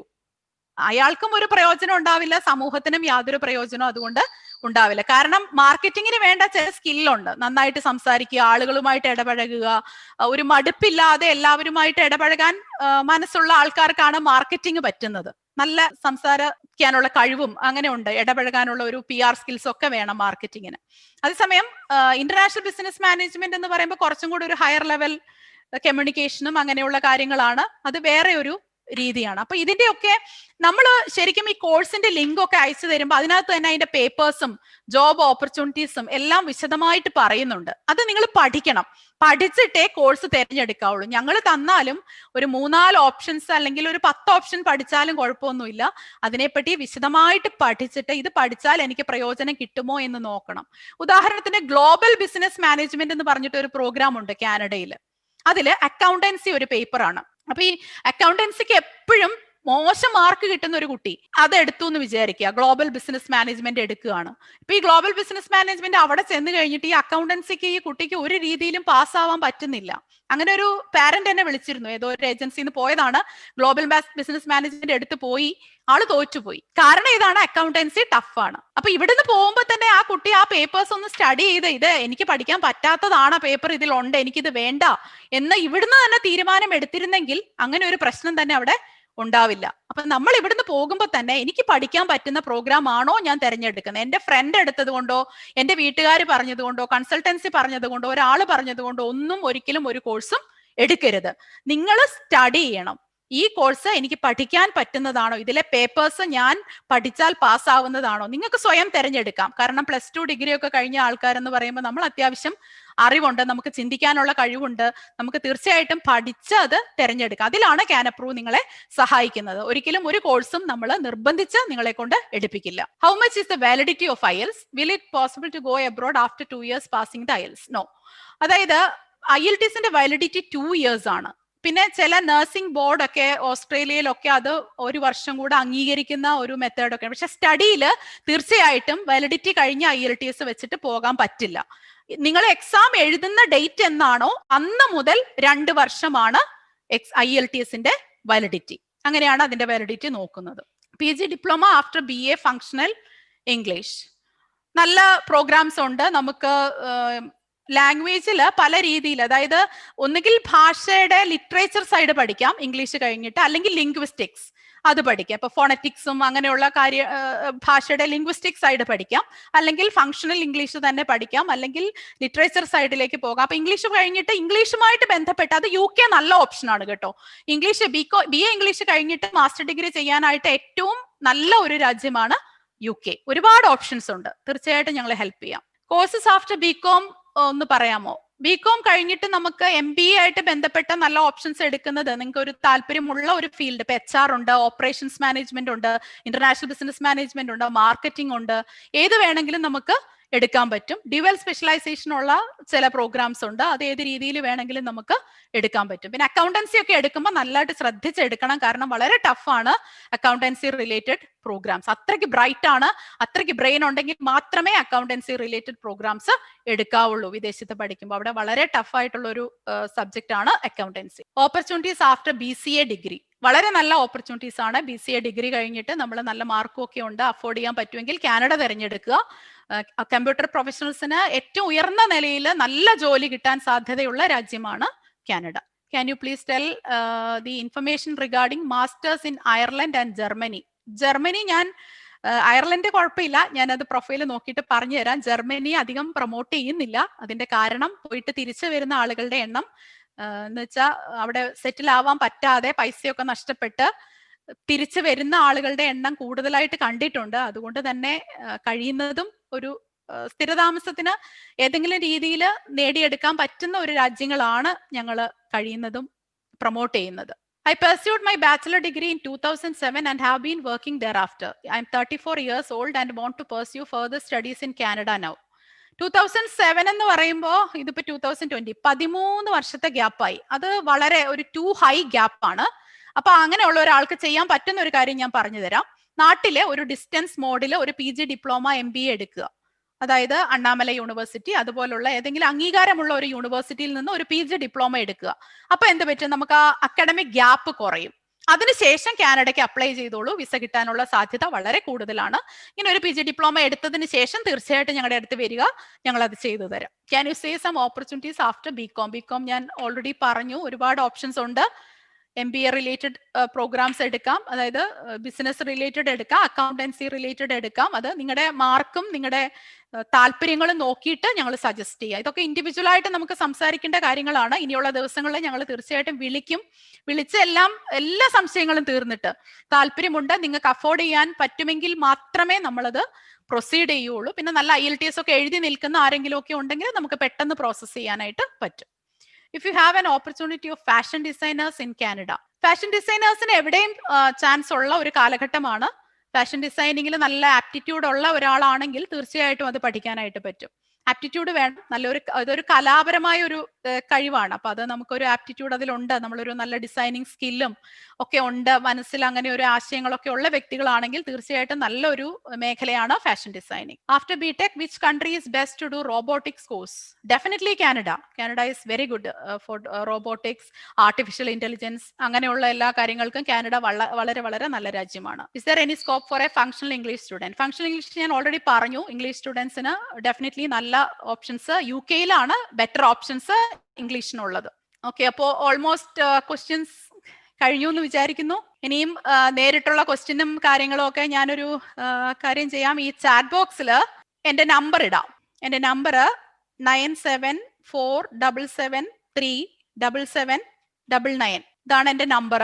ഓഫീസിന്റെ ലാൻഡ് നമ്പർ 048123047999 ഇതാണ് ലാൻഡ് നമ്പർ. അപ്പൊ ഈ എന്നെ വിളിച്ചിട്ട് വാട്സപ്പും സെയിം നമ്പർ ആട്ടോ, 9747737799 തന്നെയാണ് എൻ്റെ മൊബൈലും വാട്സപ്പും ഒരേ നമ്പറാണ്. എപ്പോൾ വേണമെങ്കിലും കോൺടാക്ട് ചെയ്യാം, നിങ്ങളുടെ സംശയങ്ങളൊക്കെ ചോദിക്കാം. എല്ലാ സംശയങ്ങളും ഞാൻ പറഞ്ഞു തരാം. ഇനിയിപ്പം ഇവിടെ രജിസ്റ്റർ ചെയ്യാനല്ല, വേറെ എവിടെയെങ്കിലും രജിസ്റ്റർ ചെയ്ത ആളാണ്, നിങ്ങൾക്ക് സംശയം ഉണ്ടെങ്കിലും you can call me, no problem. എല്ലാവർക്കും വിളിക്കുകയും സംശയങ്ങൾ ചോദിക്കുകയും ഒക്കെ ചെയ്യാം. At any time you are welcome. ഞങ്ങൾ മൺഡേ ടു സാറ്റർഡേ വർക്കിംഗ് ആണ്, മിക്കവാറും ഹോളിഡേയ്സിലും ഒക്കെ വർക്കിംഗ് ആണ്. കോട്ടയത്തെ ഞങ്ങളുടെ ഓഫീസ് നാഗമ്പടത്താണ്. നാഗമ്പടത്തെ KR ബേക്കറിയുടെ മേളിലായിട്ടാണ് ഓഫീസ് വരുന്നത്. സംശയം വഴിയൊക്കെ സംശയം ഉണ്ടെങ്കിൽ ലാൻഡ് നമ്പറിലോ എന്നെയോ വിളിച്ച് ചോദിക്കാം. കേരളത്തിൽ നമുക്ക് വേറെയും ഓഫീസുകളുണ്ട്. കൊച്ചിയിലുണ്ട്, തിരുവല്ലയിലുണ്ട്, തൃശ്ശൂരുണ്ട്. അപ്പം ഏറ്റവും അടുത്തുള്ള ഓഫീസിൽ നിങ്ങൾക്ക് പോയി കൗൺസിലിംഗ് എടുക്കണമെങ്കിലൊക്കെ അതിന് സൗകര്യങ്ങൾ ഞങ്ങൾ ചെയ്തു തരും. വിളിച്ചാൽ അപ്പോയിന്റ്മെന്റ് എടുത്തു തരാം. അങ്ങനെയുള്ള കാര്യങ്ങളൊക്കെ നമുക്ക് ചെയ്യാം. പിന്നെ ഇപ്പോഴത്തെ ഒരു സാഹചര്യം ആയതുകൊണ്ട് ഫോണിൽ കൂടെയാണ് നമ്മൾ കൂടുതലും പ്രിഫർ ചെയ്യുന്നത്. നിങ്ങൾക്കൊരു ട്രസ്റ്റ് ഉണ്ടെങ്കിൽ തീർച്ചയായിട്ടും നമുക്ക് ഫോണിൽ കൂടെ തന്നെ കാര്യങ്ങൾ ഡീൽ ചെയ്യാനായിട്ട് പറ്റും. കോട്ടയത്ത് ഞാൻ പറഞ്ഞു റെയിൻബോ ആർക്കേഡ് എന്നാണ് ബിൽഡിങ്ങിന്റെ പേര്. അത് MC റോഡില് ഒരു സീസർ പാലസ് എന്ന് പറഞ്ഞൊരു ഹോട്ടലുണ്ട് നാഗമ്പടത്ത്, നെഹ്റു സ്റ്റേഡിയത്തിന്റെ ഒക്കെ ഓപ്പോസിറ്റ് ആയിട്ട്. അതില് റെയിൻബോ ആർക്കേഡില് KR ബേക്കറി ആണ് അതിന്റെ ഒരു ലാൻഡ് മാർക്ക് എന്ന് പറയുന്നത്, ഒരു വലിയ ബേക്കറിയാ. അതിരിക്കുന്ന അതേ കെട്ടിടത്തിന്റെ സെക്കൻഡ് ഫ്ലോറിലാണ് ഞങ്ങൾ വർക്ക് ചെയ്യുന്നത്. മൺഡേ ടു സാറ്റർഡേ 9:30 to 5:30 ഞങ്ങൾ വർക്കിംഗ് ആണ്. ഇപ്പൊ തീർച്ചയായിട്ടും വിളിക്കുക, വരിക, സംശയങ്ങളൊക്കെ തീർക്കുക. എല്ലാ സംശയങ്ങൾക്കും ആൻസർ പറയുന്നതായിരിക്കും. വീണ്ടും കാണാമെന്ന് പ്രതീക്ഷിക്കുന്നു. Thank you so much.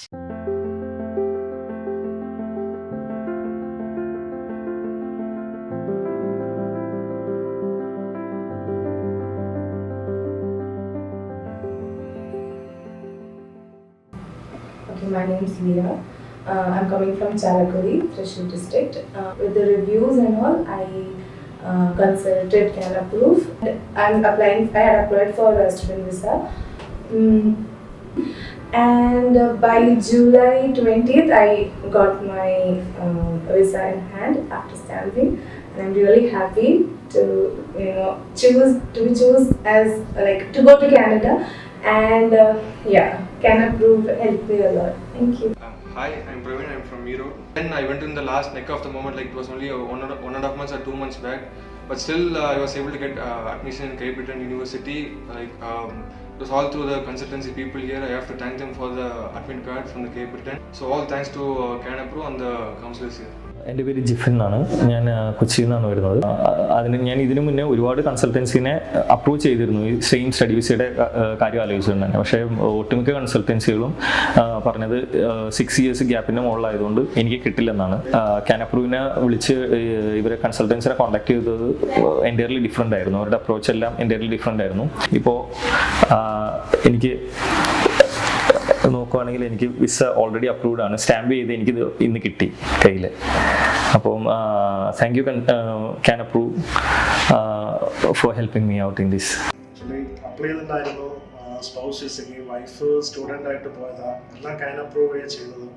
Hello, myself Vaishak Kundan, I'm from Toronto. The entire thing from end to end was handled by the consultants only, and process was very smooth. And now I think my goal, and I would say nothing, don't regret or don't think it's second chance, simply go with Can Approve. My name is Krishnan Mani. I'm from Cochin, Kerala. I applied for the Canadian Permanent Residence Visa application through Can Approve Cochin office. I should say that the services were of extremely high standard and very high quality. So having said this, I'm extremely happy to show you and to let you all know that with the guidance of the entire Can Approve staff, I have successfully received my Canadian Permanent Residence Visa. Hi, I'm Sylvia from Coimbatore. I'm so happy to inform that I got my student visa process for this fall intake in Canada, and here is my visa. Thank you, Can Approve, for your service. Hi, my name is Nikita Martin Hendricks, and I have been a client of Can Approve. So I would say it was a very good experience, and I would definitely refer my friends and whoever I come across to CanApprove. Hi, I'm Srinath. I was working in Australia for 2 years and then I wanted to study in Canada. So now I got admitted into London College. CanApprove really helped me out. Everything was online. It was like, just like that. Thanks again. Good evening. I'm Rayis Nishant from Trivandrum. I'm here today to speak to you a bit about my Canada PR application process with CanApprove Consulting Services, Cochin. Today I came here to CanApprove to collect my passports. This is a correction, the stamped passports, right, with the confirmation of permanent residence, the visa stamped. So months of waiting have finally come to an end. I highly recommend CanApprove as a consulting agency, as a professional team. Hi all, this is Biju Balashran and this is my wife, and today I am here with my visa, and it's a great pleasure for me to talk about this, and I would like to extend all my happiness and sincere thanks to the CanApprove family for the 20 years of expertise in this. Hi, I'm Devika. This is my wife, and finally we got our visa stamped passports. I'm talking from CanApprove Consultancy. We started our journey with CanApprove on 2018 February and December. We took 10 months for our visa stamped passport and confirmation. A huge thanks to CanApprove. Yeah.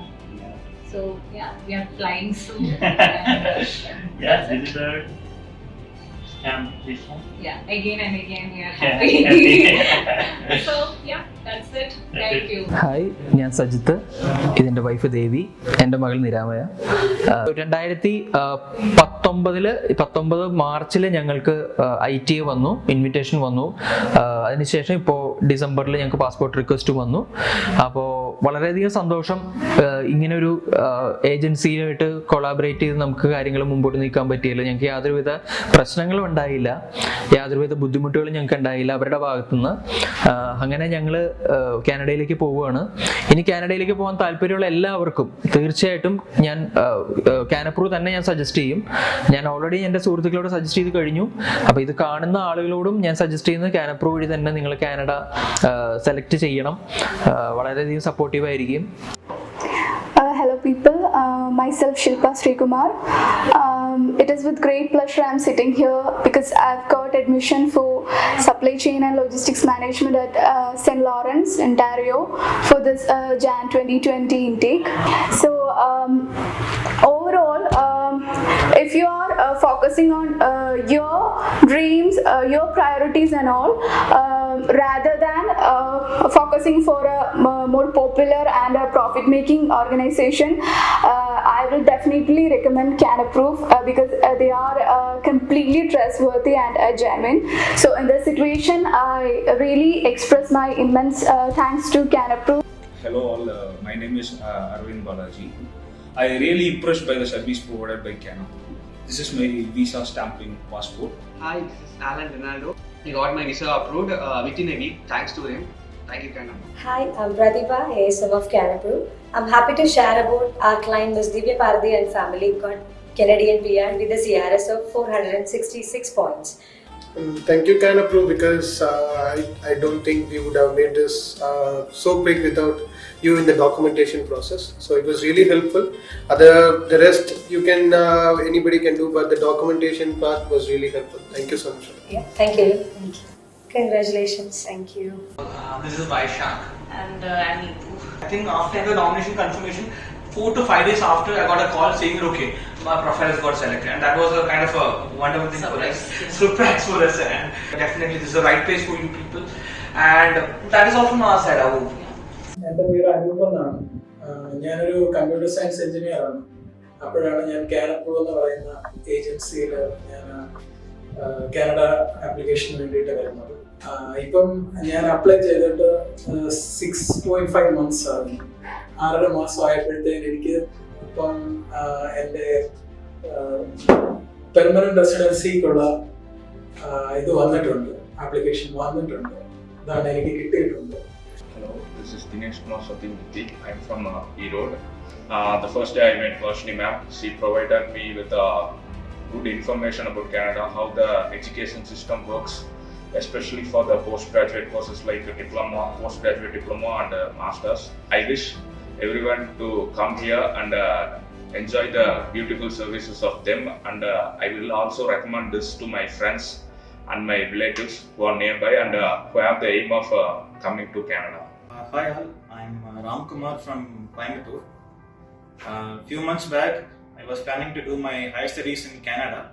So at last, through my friends, I heard about CanApprove in Coimbatore. So last week I got my visa approved. Next week I'm going to Canada. So I got my stamping done yesterday. So I thank the entire CanApprove team for helping me to achieve my dream.